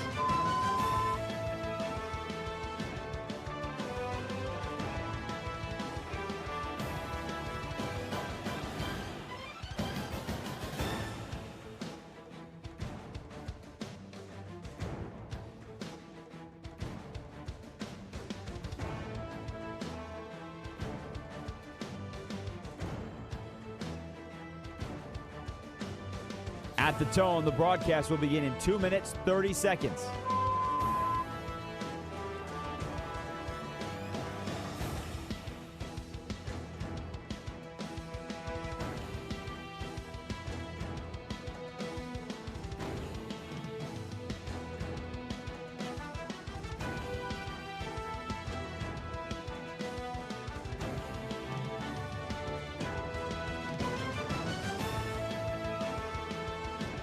At the tone, the broadcast will begin in 2 minutes.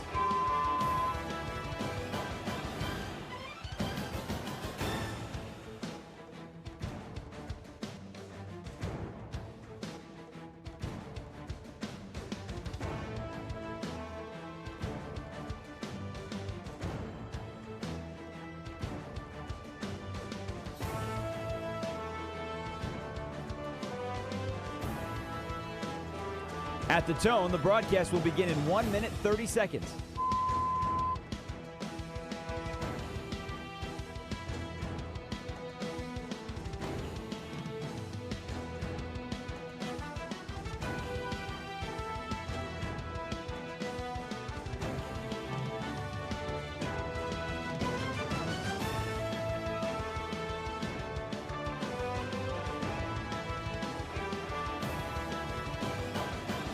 At the tone, the broadcast will begin in 1 minute.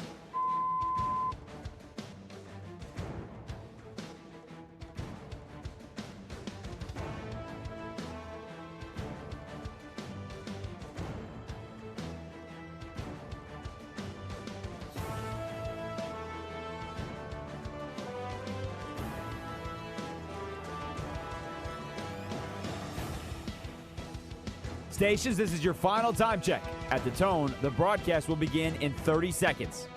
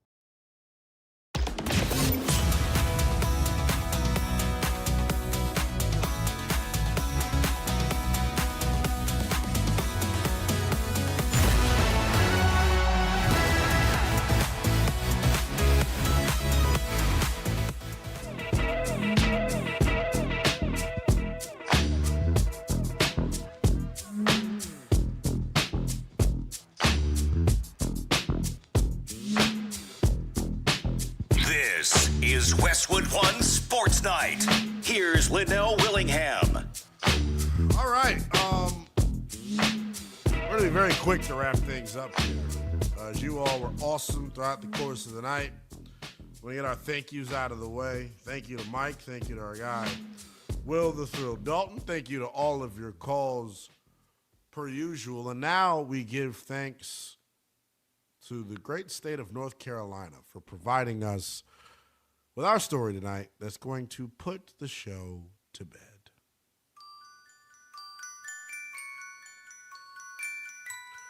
You're not going to believe this when I tell you, but a bunch of inmates took over a prison in North Carolina. Here's the way the news report sounded this morning. Take a listen.